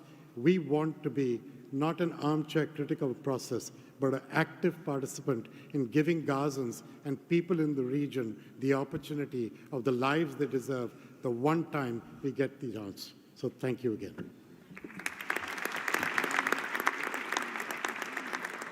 Thank you all for your tremendous work. Before we turn it over to many of the distinguished leaders who are here today, we are going to hear from Mr. Kushner to talk about the future of the Board of Peace. Thank you, Caroline, and thank you, Mr. President, Mr. Vice President, Secretary Rubio. We cannot change the past, but I think that what you're seeing today is that we can potentially change the future if we focus and do this in the right way. We tried to structure this meeting like a proper board meeting, like we do in the private sector, where we have all the preparation, we get the right people together, and we really report on what our challenges are, what the opportunities are, and what are the approaches. What you've seen today is just a small sample of the work that's been done. And I really want to thank the entire team that's worked so hard at this. A lot of these people are volunteers. They're doing this not for any personal gain. People are not personally profiting from this. They are really doing this for their children and for their grandchildren and because they want to see peace. One small anecdote is Liran said to me, "Are you sure I should be presenting? I'm a Jewish Israeli and I'm working on Gaza and all these things." And I said, "That's exactly why you should be presenting today." If Jews and Muslims work together, Israelis and Palestinians with Americans and English and Bulgarian and people from all around the world, then we can kind of join on a common goal, which is peace and togetherness, and that's really what we've done. I want to thank President Trump. I remember working with you on your first foreign policy speech in 2016 that you gave at the Mayflower Hotel, and at the time, those ideas were considered to be very, very radical. What I saw as somebody who didn't have any foreign policy experience were just common sense ideas. Why can't the world be better? Why can't there be peace? Why can't there be more prosperity for all people in all ways? And I think over the last decade, you really have changed the way that the world thinks about a lot of these things. And I think that this organization is bringing a new approach and new ideas and new people together in order to effectuate it. I'd really like to thank all the countries that joined on very early. I see this as a very self-selecting group of countries that really believe that the future can be different and wanted to join in partnership and put their reputations and their resources and their time and their ideas on the way to say, these are the challenges we're putting into that we're solving in our own countries. We want to come with new ideas because we've achieved success and we believe that the world can be better in that regard. So I don't have to go through these slides in great detail, but we've secured today, even without the president's, amazing commitment, over $7 billion. As Mark said, we don't really have a resource issue here, although we are going to need everyone's support. We just need to be executing and doing this in a good way. We've dealt with the humanitarian issue. We've returned the hostages. But the one final thing I just want to talk about as well from our perspective is that the President Trump in his heart wanted to get the hostages home, but he also really wanted to help the people of Gaza. He saw the suffering that they were enduring, not through fault of their own, because of the bad leadership that they had, the situation they were born into. The war was a horrific, horrific situation. And I think through this process, thanks to Ali and the committee, we are now here to fully support the committee. We are here to help the people of Gaza, to lift them up and give them every opportunity to succeed. And we really see this as a partnership with them and with the Israelis to see if we can create an environment that can be peaceful, that can be functional, that can offer people the opportunity to really live a better life. And I think you've seen some of the work today, and and hopefully we'll be successful. Like I said, the last one, failure is not an option, and we have to really push forward and keep finding ways to succeed with this. So really thank you, President Trump, Vice President Vance, and Secretary Rubio, and obviously Steve, who's been, like he said about me, I feel just about him. Working through all these challenges has been an absolute honor and a pleasure with you, and I've really been very lucky to have your partnership. So really thank you all, and I'll give back to Caroline. Thank you. Thank you, Jared. The war Hamas began has left. The war Hamas began has left Gaza in ruins. Yet from these ruins, a new future will rise. President Donald Trump unparalleled achievements in just a few months. The United States, together with key regional and global partners, has signed the 20-point Gaza Peace Plan, a blueprint for security, peace, and prosperity. All the hostages returned, the living ones to their homes and the deceased to burial. Ceasefire is stable, and the killings from both sides reduced by 99%. The United Nations Security Council approved the establishment of the Board of Peace chaired by President Donald Trump, a governing body dedicated to providing security, infrastructure, and homes for Gaza's people. Ushering in the new dawn for Gaza, the new Palestinian Technocratic Government of Gaza, the NCAG, was elected with consent of all parties, including the Palestinian factions, Israel, and the Arab countries. Rafah border crossing with Egypt was open. The NCAG will secure the disarmament of Gaza to ensure one authority, one law, and one weapon. The United States and its partners, in coordination with the World Bank, are pledging billions of dollars to rebuild Gaza. Safe areas are being established in Rafah and later across the Gaza Strip, where families can receive shelter, food, health care, and education. In Rafah, Gazans will build their first new city. The NCAG, with the Board of Peace, will expand development across the entire Strip, employing hundreds of thousands in reconstruction and business activity. Transportation, water, and energy systems will be restored, and a modern economy will begin to emerge. Children will return to classrooms with a curriculum that promotes tolerance, dignity, and peace. Our goal by year 3, Rafah fully rebuilt, unemployment curbed, and Gaza connected to the world through an Abrahamic gateway, linking it with Egypt, Israel, Jordan, Saudi Arabia, the UAE, and extending to India and Europe. By year 10, Gaza will be self-governed, integrated into the region with thriving industries and housing for all. This is the framework for Gaza's rebirth: secure, prosperous, and peaceful.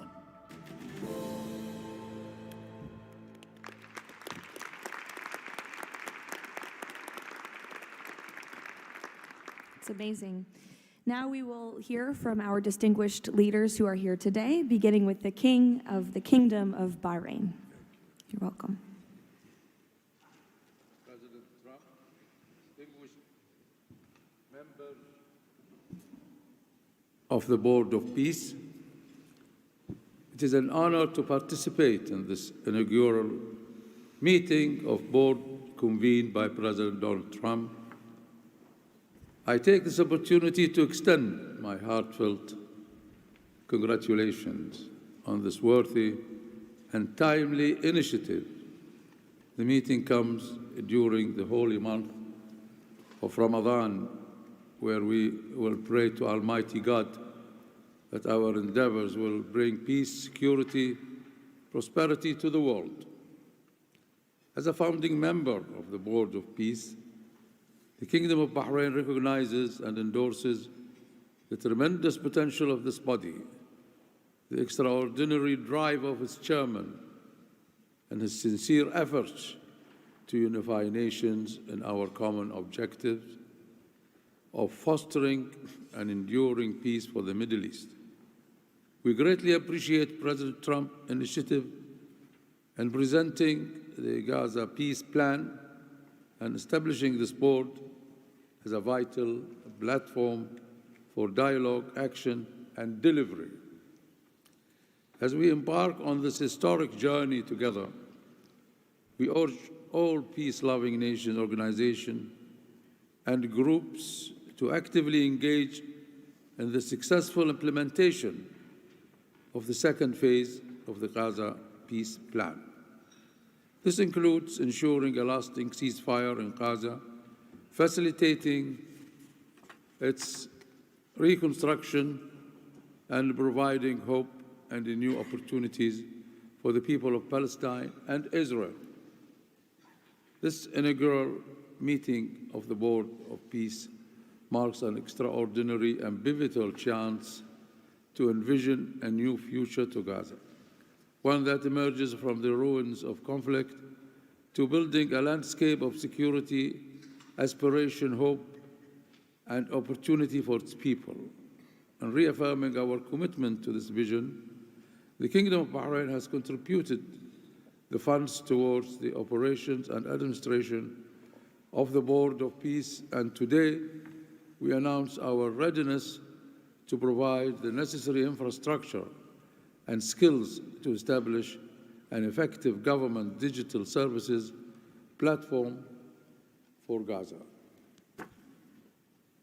Our decision to join the Abraham Accord and enter into the CCBA agreement with the United States reflects our commitment to advancing peace and stability in the Middle East. The United States' historic and ongoing presence in our region has served as a positive force for stability, and we remain dedicated to strengthening our partnership. We look forward with optimism to working with the Board of Peace and all of our international partners who share our ambitions for a brighter future for all. Thank you, Mr. President.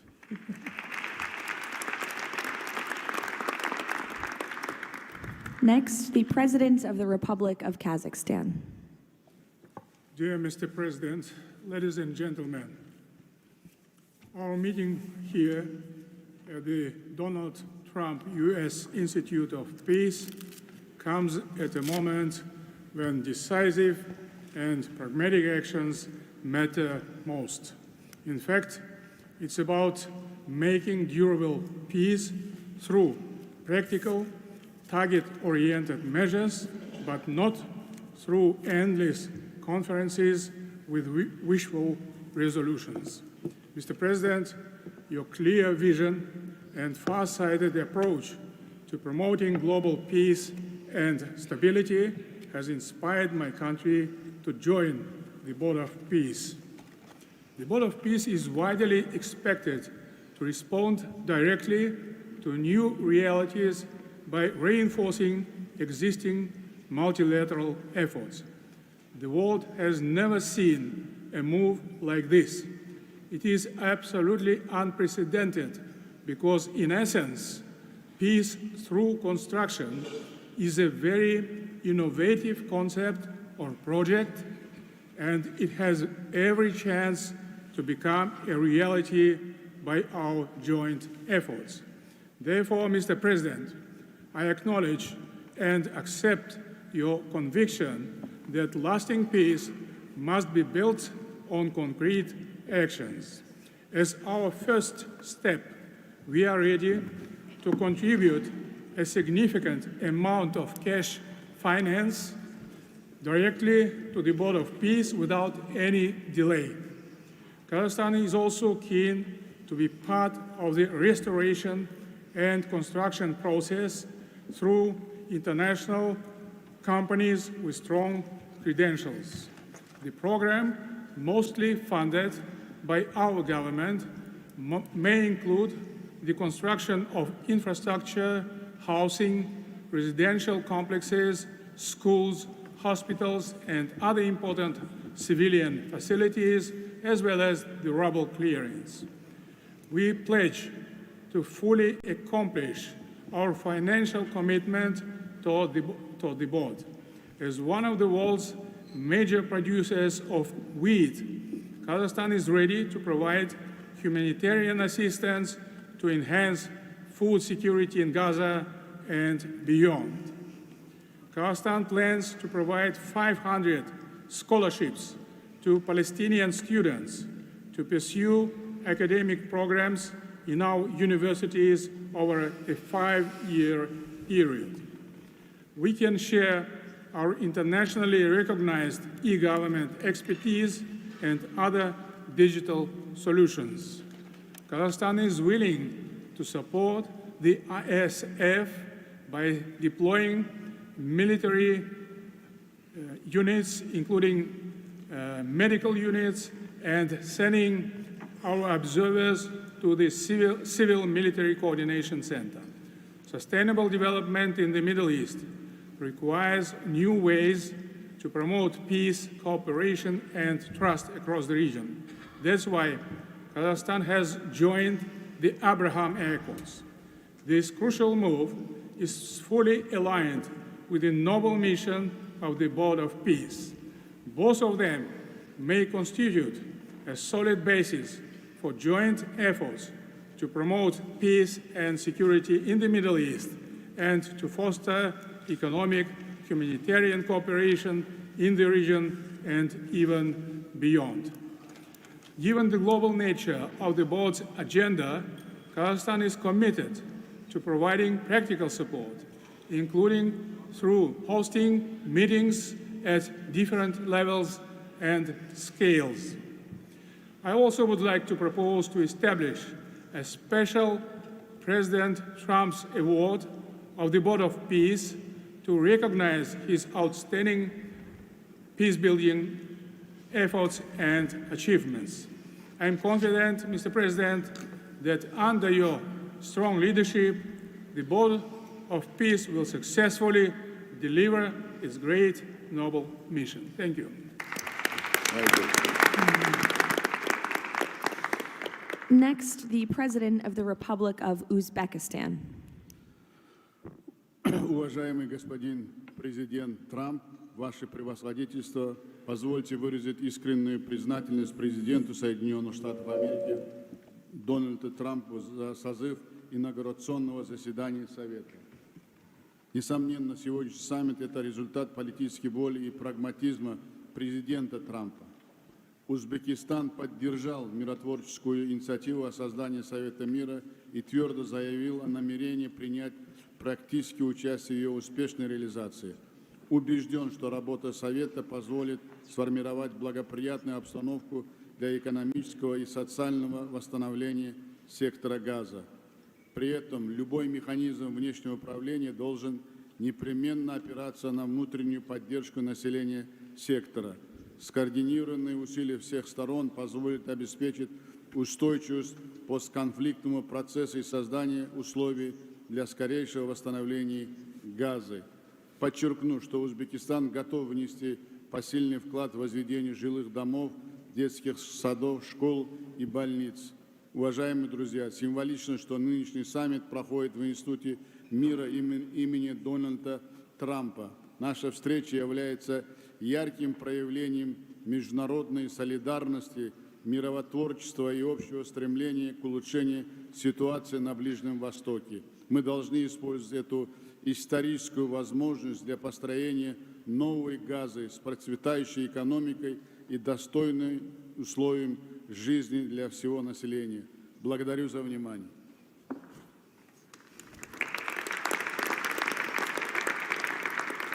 The President of the Republic of Indonesia.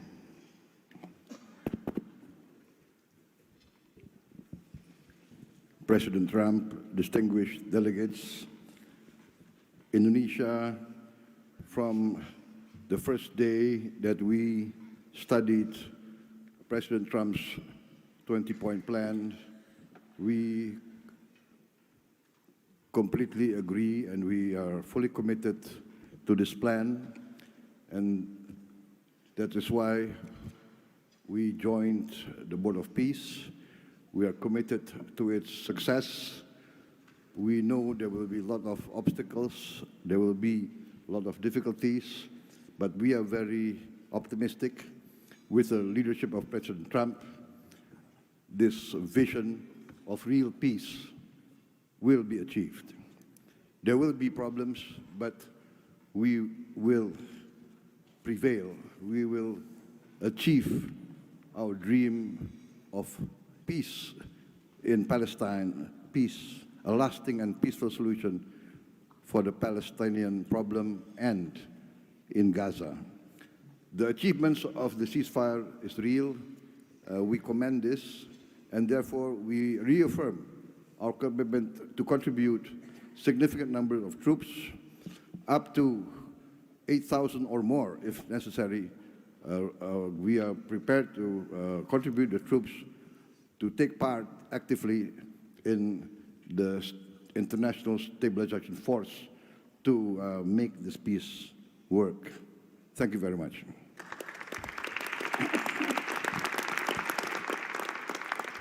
The President of Romania.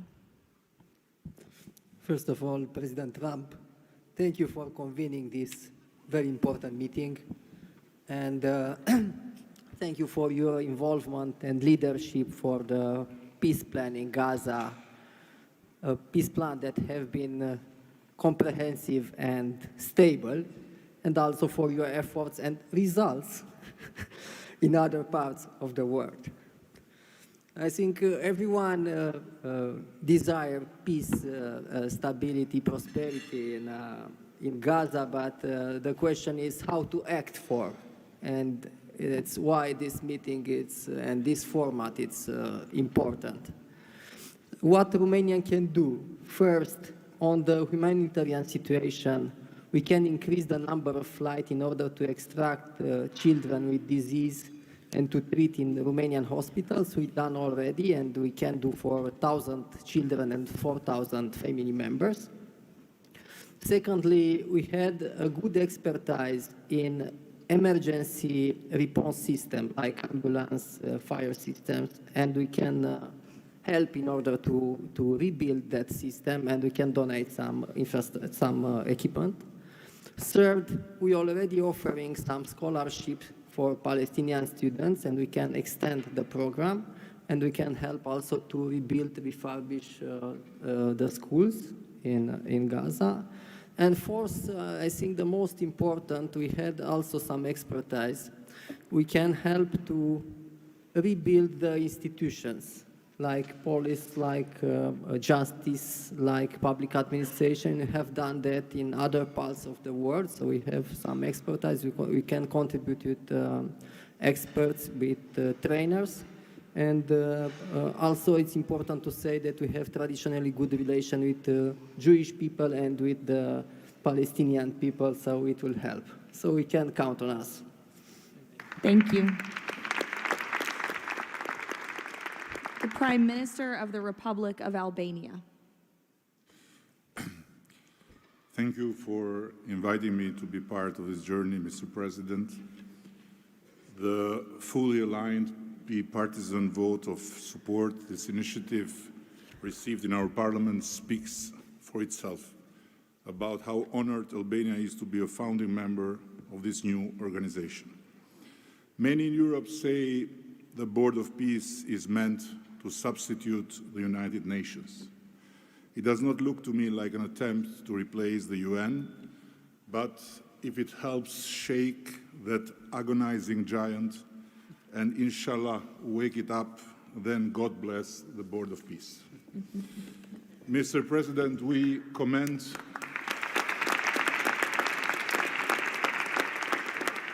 commend your decisive role in bringing a halt to the heartbreaking conflict in Gaza, and Albania has confirmed its participation in the stabilization force with our troops. At the same time, I propose that this board invite all countries to contribute directly by building a dedicated public facility for Palestinian children, and in doing so, the world would help the children of Gaza, who are the most innocent hostages of the lunacy of Hamas, to grow within the tangible presence of the largest chain of hands humanity has ever joined together, by not only putting the money, but bringing their own architects in this, so the world will transform an wound of history into an oasis of hope, where compassion takes concrete form and the future is shaped around those who deserve it most, the next generations of Palestinians. Albania will be privileged to stand in that chain. Allow me very briefly to draw your attention to another open conflict closer to home, where President Trump's leadership during his first term brought Kosovo and Serbia closer than ever to a final peace agreement. The president of Kosovo was then brutally prevented from traveling to the White House to sign that agreement in the presence of President Trump. And this was the doing of the very same Sicario prosecutor that went after President Trump himself, and for that became worldwide famous. Today, the Kosova Press-it have now spent 6 years in pretrial detention before a special court in The Hague, sponsored by several democratic states, some of them present here, that should be shamed of that type of international justice. Just last week, Mr. President, another prosecutor, funded by this great country and its taxpayers, requested 45 years of imprisonment for him, a request that sent shockwave of humiliation through an entire peace-seeking nation. At this moment, only a few months stand between a man who rose from resistance to ethnic cleansing to become a peacemaker and the potentially devastating outcome in a court that has so far failed at every step to uphold the standards of democratic justice. For the sake of God, Mr. President, let's do something before, as you say, very bad things might happen again. And again, thank you so much for including Albania in this noble initiative by bringing close friends of Israel and of the Arab countries. We very much hope to be an added value in your amazing vision.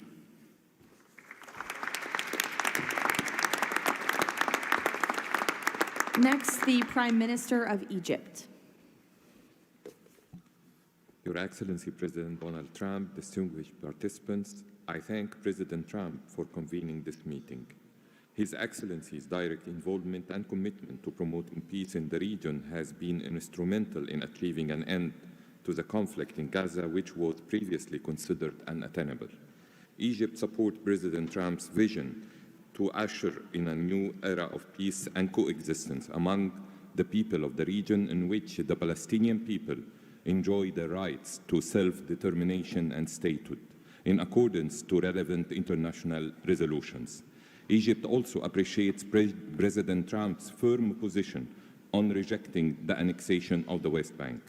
Egypt supports the mandate of the Board of Peace as a principal framework for governing the transitional period in Gaza.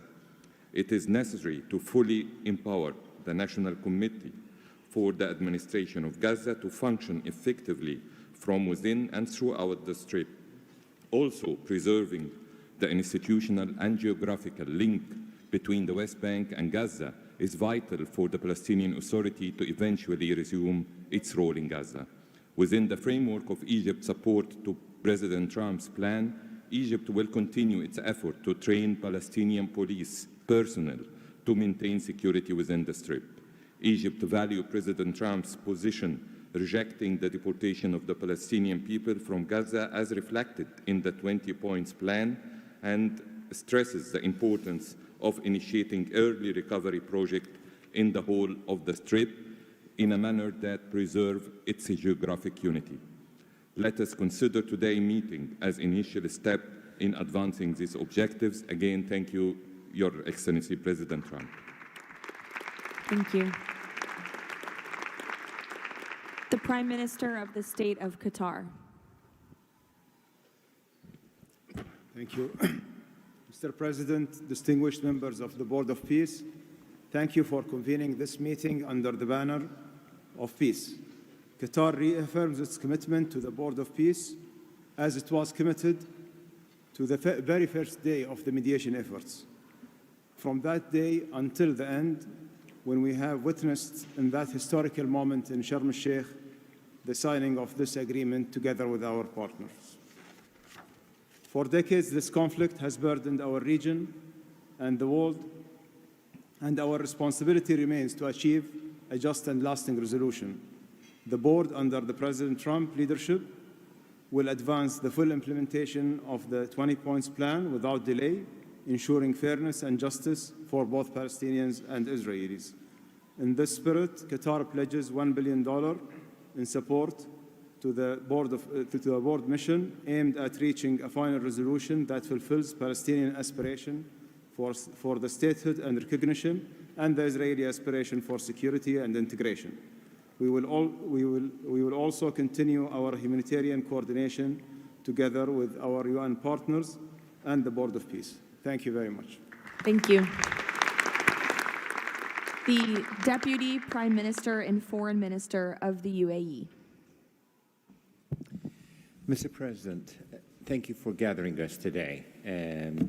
I really hope that the beginning of Ramadan will give us all guidance towards peace, coexistence, and living in prosperity with each other. Mr. President, just over 5 years ago, you, with your friend, my president, Sheikh Mohammed, and the Prime Minister of Israel launched the Abrahamic Accords. And since then, we've managed not only to work with you, with Israel, towards a better future for the region, but even when October 7th took place, the UAE managed to work with Israel in providing, since the war started, almost $3 billion of assistance to the Palestinian people in Gaza. Today, Mr. President, the UAE announces a further $1.2 billion for supporting Gaza through the Board of Peace, which I'm delighted that I've been working with so many friends like Steve and Jared, Secretary Rubio, who's been so inspiring in so many other ways, on so many other fronts, and looking forward working with him for in the future. And Mr. President, if it wasn't for your support, I think this board would not have been gathered. We would not have had the meeting in New York to end this war, when you gathered 8 leaders of the region to end this war. So, Mr. President, during Ramadan, we pray for your success. Thank you. Thank you. The Minister of Foreign Affairs of the Kingdom of Morocco. Thank you. Mr. President, His Majesty King Mohammed VI welcomes and supports your vision and leadership to foster peace and prosperity around the world, and in particular in the Middle East.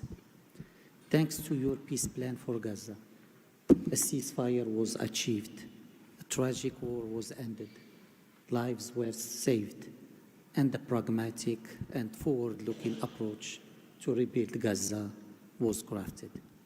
Today, as a committed founding member of the Board of Peace and upon instructions of His Majesty King Mohammed VI, Morocco is pledging the following in honor of the President Trump's visionary peacemaking.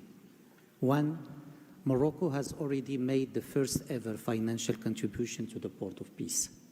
2, Morocco is ready to deploy police officers and train policemen from Gaza. 3, Morocco will deploy a high-ranking military officers to ISF Joint Military Command. 4, Morocco will deploy a military field hospital. 5, Morocco is ready to lead a de-radicalization program to fight hate speech and promote tolerance and coexistence. To conclude, allow me, Mr. President, to briefly highlight 4 elements. The conditions set in phase 2 of the your 20-point plan should be met for the success of our action. Preserving stability in the West Bank is crucial. The Palestinian ownership is important through legitimate institutions. Lastly, you are, Mr. President, the only leader able to bring peace to the Middle East. We hope that the stabilization of Gaza will help launching a global and genuine peace process based on the two-state solution. Thank you. Thank you. The Minister of Foreign Affairs of the Republic of Turkey. Mr. President, distinguished participants, after 2 years of immense suffering, ceasefire in Gaza has been achieved thanks to President Trump's personal engagement and our collective efforts.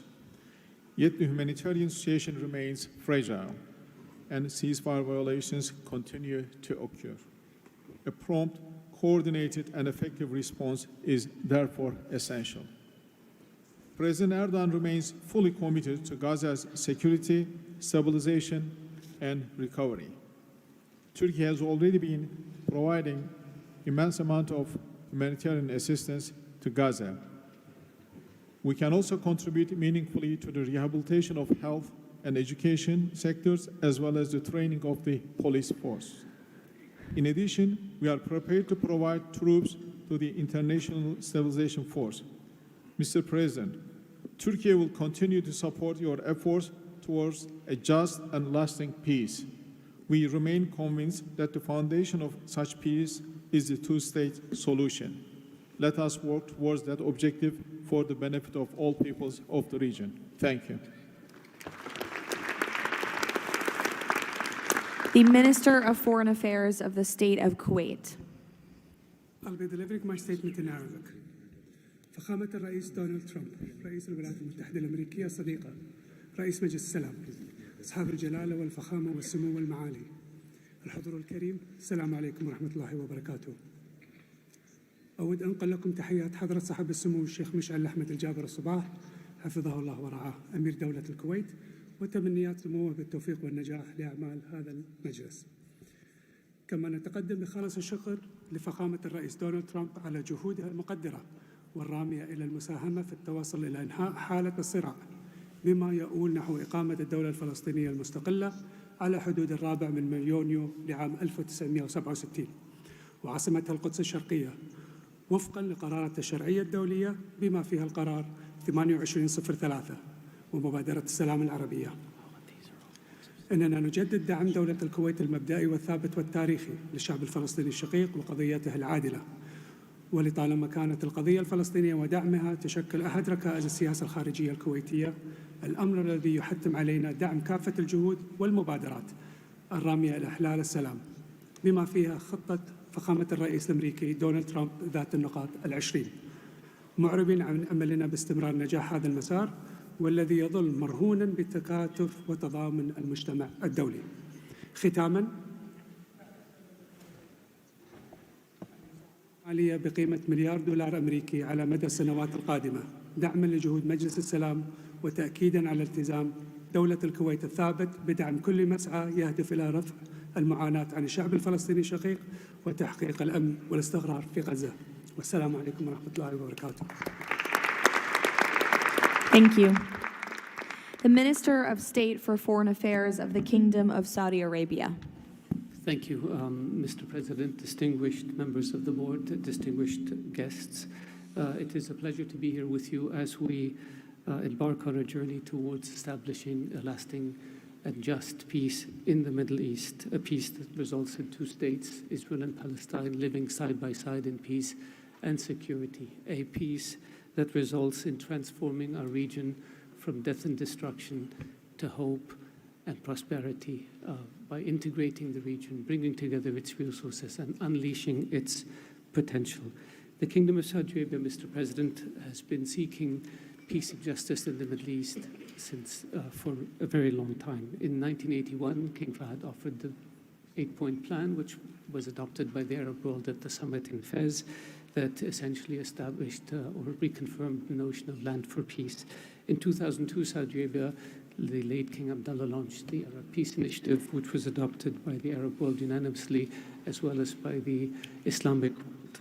Today, the custodian of the two holy mosques, King Salman bin Abdulaziz, and His Royal Highness Crown Prince Prime Minister Mohammed bin Salman are working towards realizing a vision for peace and prosperity and security and integration in our region. So, Mr. President, we look forward to working with the Board of Peace to establish this noble objective, and I'm pleased to announce that King Mr. Adbebo will pledge $1 billion over the next few years in order to achieve this objective, to work towards alleviating the suffering of our Palestinian brothers and bring them the peace that they and the whole region so desperately desire. So thank you very much and good luck to all of us. Wassalamu alaikum wa rahmatullah. I know there were a few more leaders who wanted to quickly share a few words, so we will go to the President of the Argentine Republic, Milei. Señor Presidente, distinguidos miembros del Board of Peace, la nueva Argentina ha adoptado una posición clara en política exterior. Defendemos de forma inclaudicable el derecho a la vida, la libertad y la propiedad y sus instituciones derivadas, la igualdad ante la ley, la libertad de expresión y el libre comercio. La defensa de esos derechos no es negociable, es un prerequisito para la paz. Pero no todos los actores internacionales juegan con las mismas reglas. Hay quienes rechazan esos derechos, los pisotean y se benefician de lo que los demás respeten. Frente a ellos, la buena voluntad no alcanza. Necesitamos instituciones con voluntad y capacidad de hacer valer las reglas. La paz duradera no se construye sobre consensos que ceden en lo fundamental. Se construye sobre la determinación de defenderlo. Si vis pacem, para bellum. La Argentina participa de este Consejo con la convicción de que la paz exige decisión política y una arquitectura institucional capaz de sostener soluciones reales en el tiempo. El presidente Trump ha predicado con el ejemplo, mediando el acuerdo de paz en Gaza, acuerdo que luego ratificó la resolución 2803 del Consejo de Seguridad de las Naciones Unidas. El Consejo de la Paz nace como expresión de ese liderazgo, con el mandato de ejecutar un plan de pacificación y reconstrucción y los mecanismos para hacerlo, entre ellos una fuerza internacional de estabilización.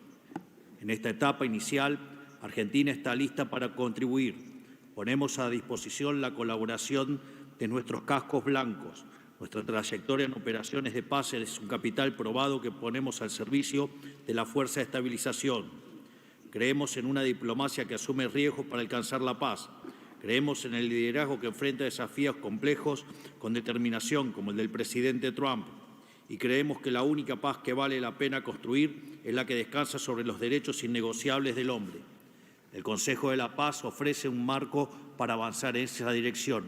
La Argentina lo respalda. Muchas gracias. Thank you. The Prime Minister of Hungary, Mr. Orbán. Dear Mr. President, Excellencies, dear colleagues, first of all, let me express the appreciation of the Hungarian people to President Trump for his tireless peace efforts all around the world. Hungary is the only country to be represented here on the highest level among the founding members from the European Union.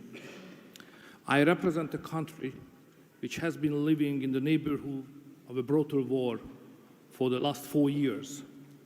We all know this war would not have broken out if President Trump had been in office at that time. However, President Trump's return to office offers a great chance to multiply the peace efforts not only in Gaza, but in Ukraine as well.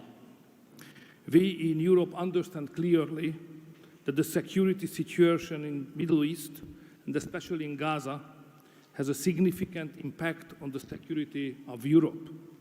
Therefore, our participation in the Bota of Peace is not only based on principle, but also on our own security interest. Let me also share with you that there is serious talks going on in Europe about the Board of Peace and its future role.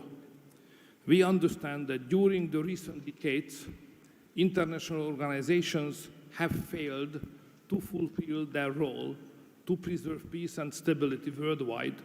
Therefore, new initiatives are needed to bring forward the issue of peace globally.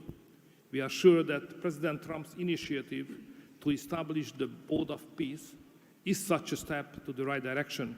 President, we are proud to be among the founding members, and we are happy to be in such a great company. Thank you very much. Thank you. President Peña of Paraguay, who tapped my shoulder, wants to say a few words. Yes, thank you, Caroline. Thank you, President Trump.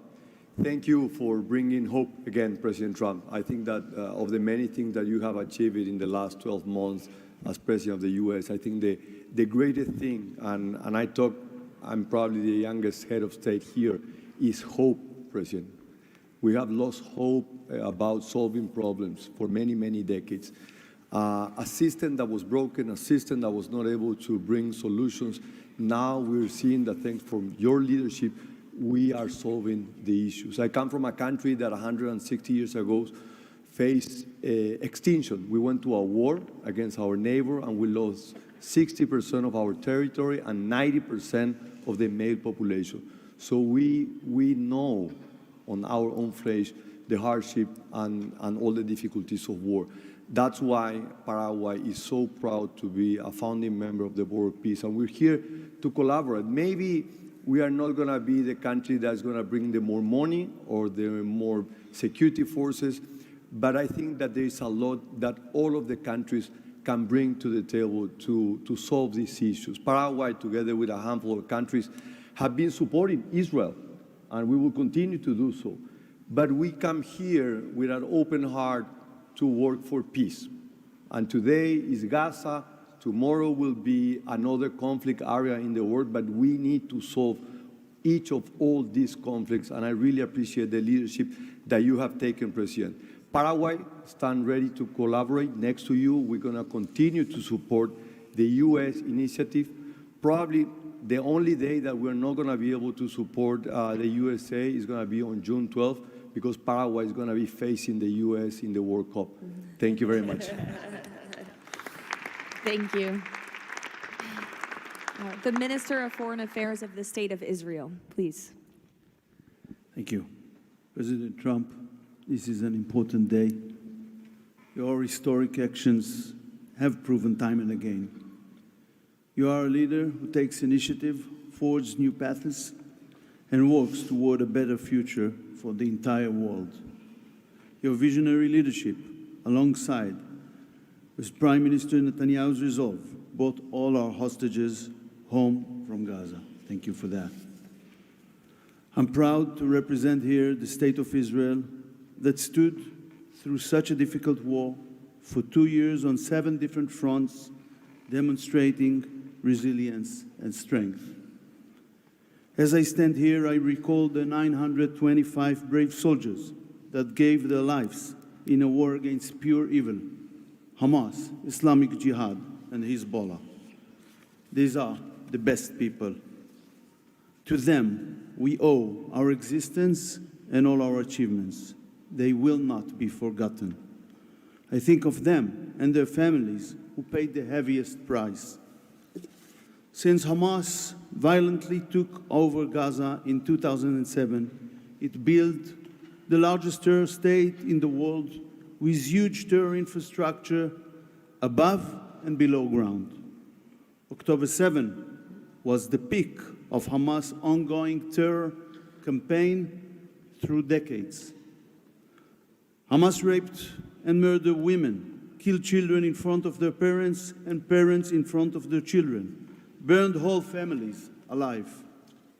That terrible day will not be forgotten, and we must act to ensure it never repeats itself. Distinguished leaders, all previous plans for Gaza failed because they never addressed the core issues: terror, hate, incitement, and indoctrination. At the heart of President Trump's comprehensive plan are the disarmament of Hamas and Islamic Jihad, demilitarization of Gaza Strip, and de-radicalization of Palestinian society there.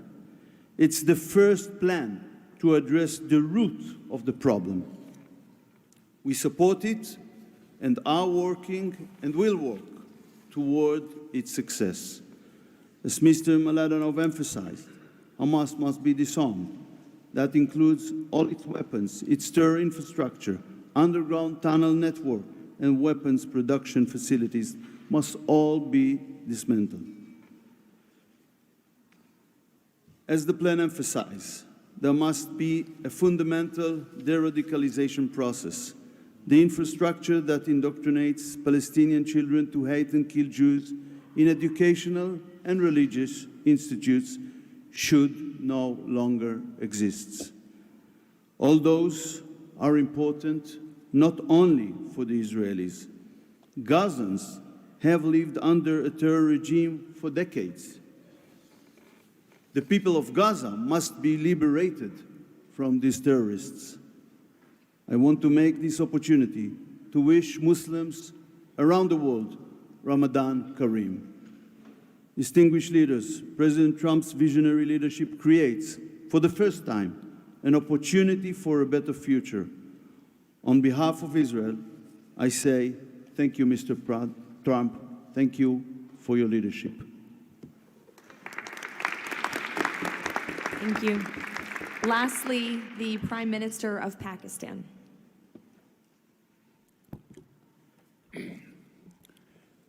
Bismillah ar-Rahman ar-Rahim. Your Excellency, President Donald J. Trump, members of the Board of Peace, distinguished guests, ladies and gentlemen, Assalamu alaikum and a very good morning. It's a great honor, Mr. President, to attend this inaugural Board of Peace meeting in this holy month of Ramadan, and may God reward you and make you successful in your efforts to bring lasting peace in Gaza. Mr. President, we deeply appreciate your unique initiative and your dynamic leadership in advancing peaceful solutions to conflicts across the globe. Your bold diplomacy has surely brought calm to many international serious hotspots. Your timely and very effective intervention to achieve ceasefire between India and Pakistan potentially averted loss of tens of millions of people. You have truly proved to be a man of peace. And let me say, Mr. President, you are truly savior of South Asia. The people of Palestine have long endured illegal occupation and immense suffering. And to achieve long-lasting peace, it is very important that ceasefire violation must end to preserve lives and advance reconstruction efforts. The people of Palestine must exercise full control of their land and their future in line with UN Security Council resolutions. Mr. President, we must work together towards a credible pathway to Palestinian self-determination through the establishment of an independent, sovereign, and contiguous state of Palestine in line with the relevant resolutions. Mr. President, we hope that under your visionary and dynamic leadership, we will ensure a just and lasting resolution to the issue of Palestine. And today is a day which will mark a place in the annals of history that through your efforts, through your untiring support and great efforts, long-lasting peace in Gaza will be achieved, will be your legacy for all time to come. Thank you.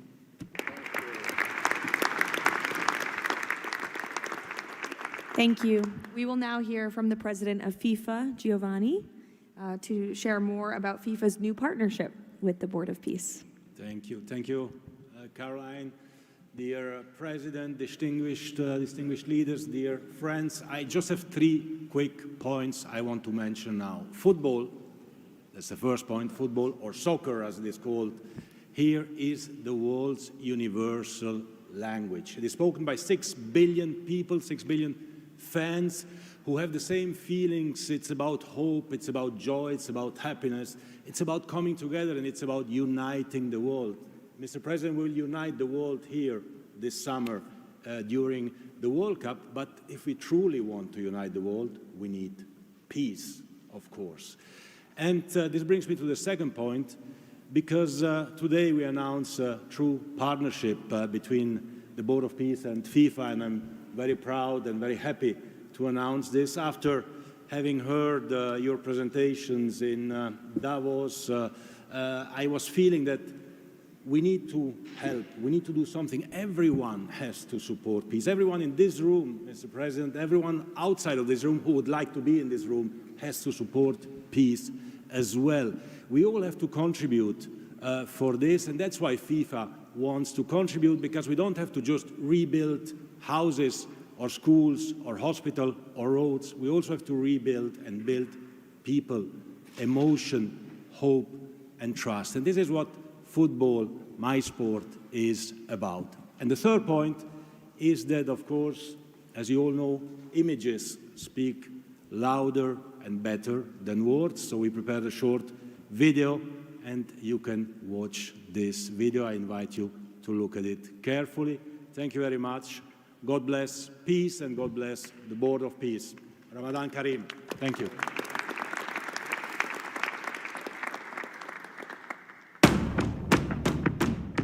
In a world where conflict has silenced playgrounds and broken routines, there is one language that still unites hearts: football.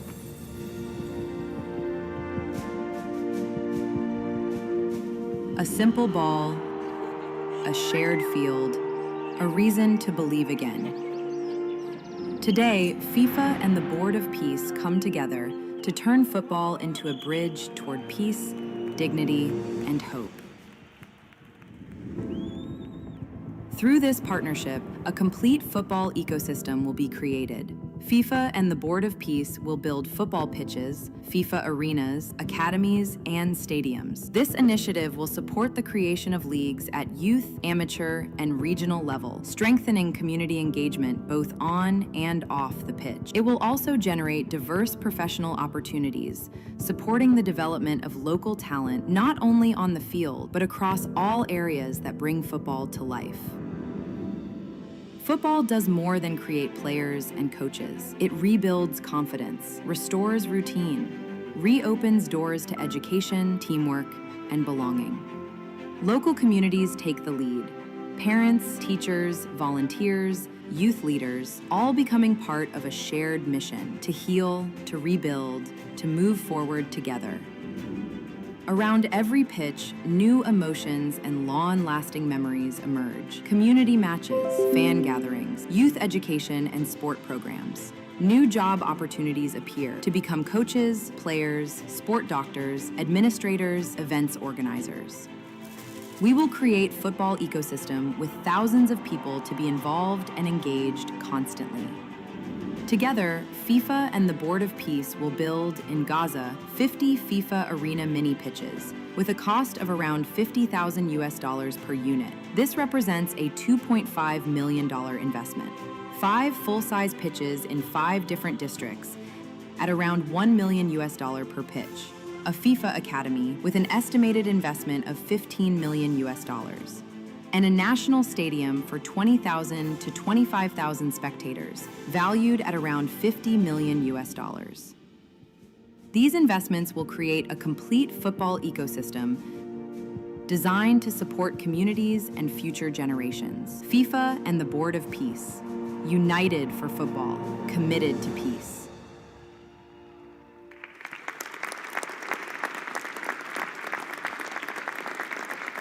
Thank you, Gianni. That's wonderful.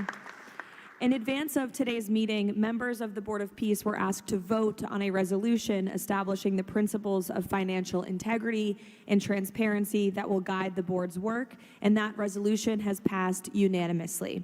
So now President Trump, as chairman of the board, will sign the resolution in the presence of a quorum of the board.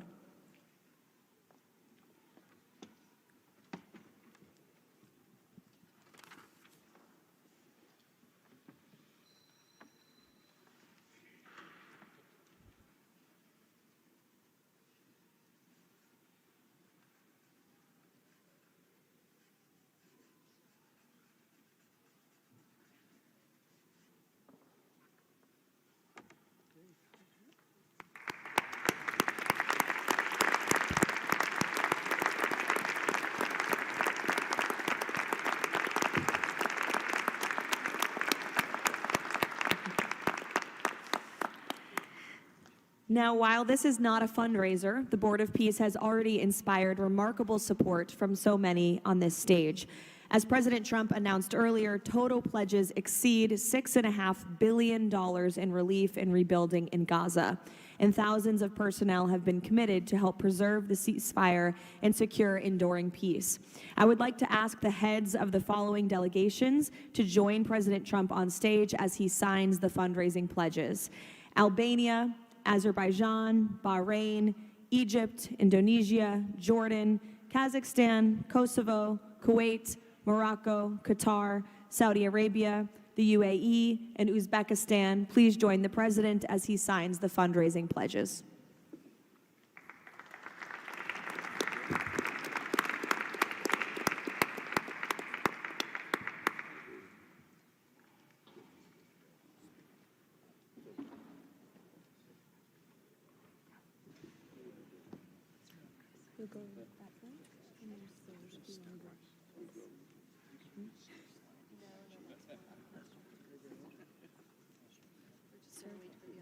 You'll go this way.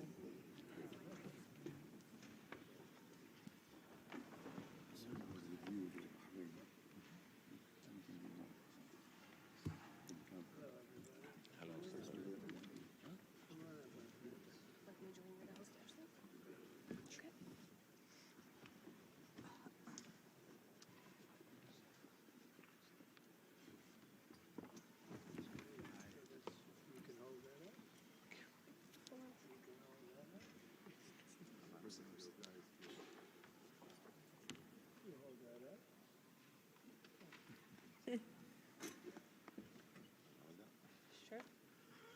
All right.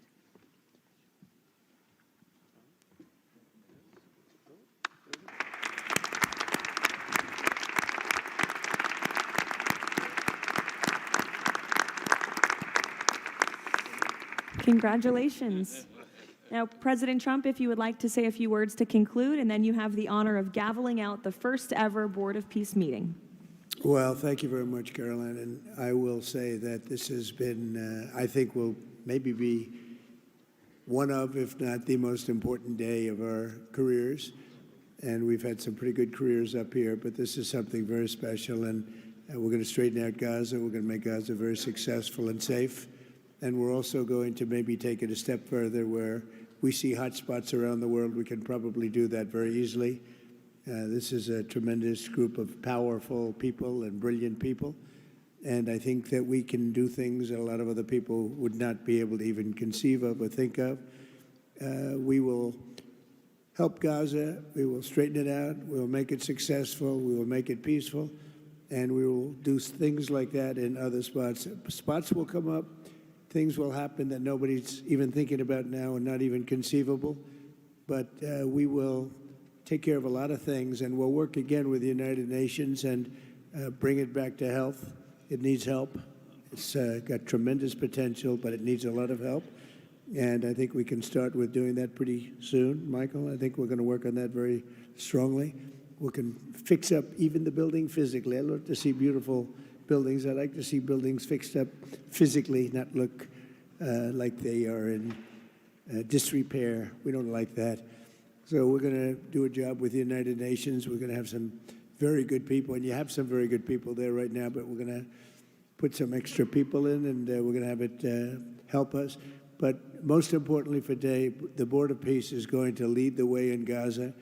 We're going to make Gaza an example of success and safety and unity, and it's an honor that you're here, and I want to thank the media for being so respectful. You're really amazing.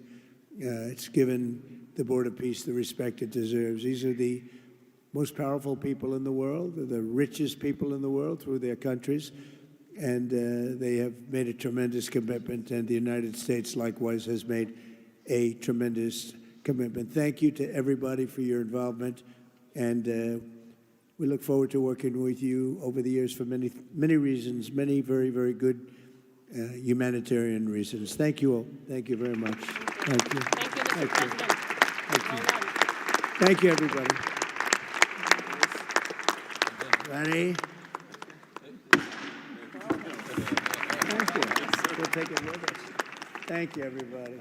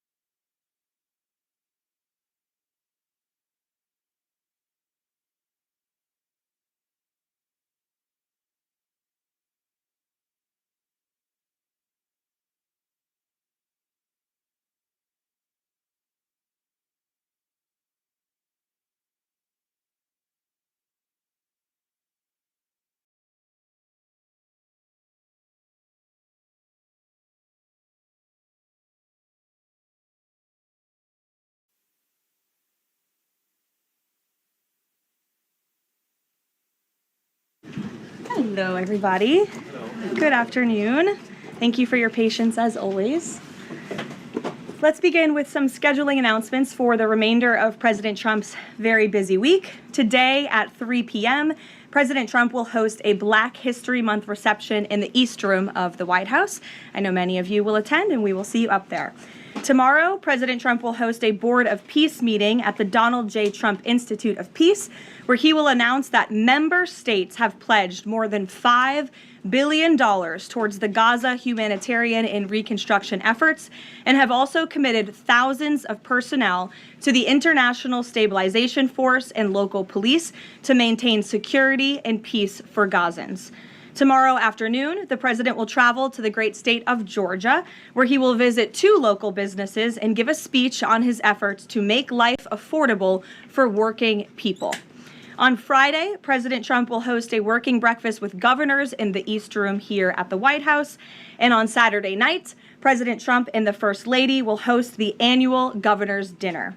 Next, I'd like to provide an update on the economy. We're seeing promising signs every day that 2026 is going to be a record successful year for the American people, just as President Trump promised them. The January jobs report shattered expectations, highlighting how the president's pro-growth economic agenda is fueling American prosperity. The economy added 172,000 new private sector jobs to kick off the year. That's more than 2.5 times economists' predictions. The labor force participation rate went up while the unemployment rate fell. The prime age labor force participation rate is now at its highest since 2001. Most importantly, 100% of all job creation under President Trump continues to be in the private sector. This is truly remarkable. That's 615,000 private sector jobs that have been added in President Trump's second term thus far. These are real working people. These are real American families who will be living out their American dream. Meanwhile, federal government employment has shrunk to its lowest level since 1966, saving taxpayers $29 billion annually. And all of the net job growth under President Trump has gone to native-born Americans, ending the disgraceful pattern under Joe Biden of job gains going to non-citizens and illegal aliens. Additionally, on inflation, the new CPI report is even more proof of the progress made by President Trump. Despite all of the doom casting from the so-called experts, the president has managed to utilize powerful tariffs to secure trillions of dollars in investments into our country and rebalance our trade deals while simultaneously cooling inflation. Year-over-year inflation fell to 2.4% in January, beating expectations again and marking the lowest level since May. Core inflation, the best measure of inflation, dropped to its lowest level in nearly 5 years. Meanwhile, real average hourly earnings for all private sector workers rose in the month of January, which means more money is going back directly into people's pockets. After only 1 year of President Trump back in office, real earnings for all private sector workers have outpaced inflation by nearly $1,400, earning back roughly half of the $2,900 they lost under Joe Biden when 40-year high inflation was stealing Americans' purchasing power. President Trump's policies are and will continue to allow Americans' incomes to go further for bills, retirement, and achieving the American dream. A key part of the American dream is buying a home, and that is finally becoming more affordable under this president. This past week, it was announced the annual mortgage cost for a new home has fallen by $4,000 so far under President Trump, after rising by roughly $15,000 under Joe Biden. As a result, mortgage affordability has reached a 4-year best following recent bold action by the president to make home ownership more attainable for American families, not large Wall Street corporate institutional investors. At the same time, national median rents have fallen to a 4-year low and have declined for 6 consecutive months. The annual rental cost for a new rental unit has fallen nearly $100 so far under President Trump, after rising more than $3,000 under Joe Biden. And many are crediting that to the president's deportation efforts to remove illegal aliens from our communities and therefore from housing that should be used for American citizens. At the grocery store, the price of eggs, dairy, cheese, fresh fruit, apples, oranges, potatoes, tomatoes, and butter have fallen since President Trump took office, and he is continuing to fight for even lower prices at the grocery store for the American consumer. At the gas pump, fuel prices are down by almost 10% over the past year. The average national price for a gallon of regular gas is now less than $3 and is approaching $2.70 in some states, and much lower than that in many states across the country as well. We've seen in several states gas is under $2 a gallon. And at the pharmacy, prescription drug prices are down over the past year, with even more price relief ahead for American patients, thanks to President Trump's most favored nation drug pricing deals and the great health care plan, which he is calling on Congress to pass as soon as possible. What President Trump wants Americans to understand is that this is only the start and the best is yet to come. The historic success that we have seen since he took office is just the beginning of enormous growth and opportunity that we are about to witness. And I know the president looks forward to hitting the road and being with the great people of Georgia tomorrow to talk about just this. So with that today, I know there's a lot of news. I will open it up to take your questions, and we're going to start, as always, with our new media seat, the great Michael Graham from Inside Sources. Thank you for being here, Michael. Thank you for having us, and thanks from our 200 newspaper partners around the country. So you mentioned gas. We didn't mention natural gas. And back where you live, your friends and family are paying among the highest prices for natural gas to heat their home and for electricity generation, the #1 source of power across New England. The cheap gas is in Pennsylvania. The two highest places to buy gas in the country, New York City and Boston. The problem is the blue states will not allow the gas to travel to produce electricity or to reach customers. When President Trump first came back in office, there was some talk, him and Governor Hochul in New York possibly reaching a deal. When will consumers in the Northeast feel relief from President Trump's energy policies, and what can he do about state objections to expansion of infrastructure? Then I have a quick follow-up. Sure, absolutely. Well, the president has promised all Americans across the country, and in particular in the Northeast, where we do face much higher costs of electricity and of energy, unfortunately, because of the Democrat policies in the area. From the federal government's perspective, the president and the National Energy Dominance Council, Secretaries Wright and Burgum, are doing all we can when it comes to federal permitting. The drill, baby, drill agenda is obviously underway. The president has made a huge push for more fossil fuels in this country. You look at what he did last week with respect to coal. Coal truly keeps the lights on in this country. We learned that in the recent winter storms. However, there's only so much that can be done at the federal level. That's why the president has called on blue state governors to participate in this energy dominance agenda, including governors in New England and the Northeast, by contacting Governor Hochul directly to get this Constitution pipeline underway. This is not only going to bring down the cost of energy in the Northeast, it's also going to support job growth and energy affordability and more opportunity for workers in the Northeast. And I just have a quick statistic here on energy that I found fascinating, and it's obviously true because I'm saying it up here. Red states with Republican legislatures currently enjoy lower average retail electricity prices than blue states with Democrat legislatures. And that's exactly why the president is calling on all blue state governors across New England and the Northeast to get on board. Let's bring prices down for all Americans, whether they live in a red or a blue state. So right down the street from your alma mater, San Antonio College, is talking about building an ICE facility that's causing a lot of political agita in New Hampshire, and for the Republican governor, Kelly Ayotte. Seems to be some miscommunications argued on both sides. Even Republican supporters of Trump who live in the town say, we're not sure we want this. What's your message to the folks in New Hampshire about this proposed ICE facility? The message is that illegal immigration, while the border is secure, is still a problem across our entire homeland. And the previous administration allowed nearly 20 million illegal aliens from countries all over the world into our country. And the president and Secretary Noem have done a phenomenal job at deporting. Nearly 3 million illegals have left the country either through deportation or self-deportation over the past year. But obviously, there are a lot more illegal alien criminals left in our homeland. That includes in New England. There are many within our communities in New Hampshire, in Maine, and definitely in Massachusetts and in the Boston suburbs that need to be arrested, detained, and deported back to their home countries. And so the President and Secretary Noem, and I know ICE, are engaged with local governors across the whole country, including in New Hampshire, to open more detention facilities. This is an unfortunate consequence of the previous administration's border invasion that the President has thankfully put a stop to, but of course we still need to grapple with the illegal alien criminals who are here, and that requires more detention space. Thank you, Michael. Garrett. On Iran, I'm not asking you for like military secrets here, but can you share? Know I would be so unwise. Unless you want to give them. Can you share a little bit about the president's thinking on whether or not to strike Iran, who he's talking to, what information he's consuming, and why a strike might be necessary on a nuclear program he says was obliterated by the last U.S. strike?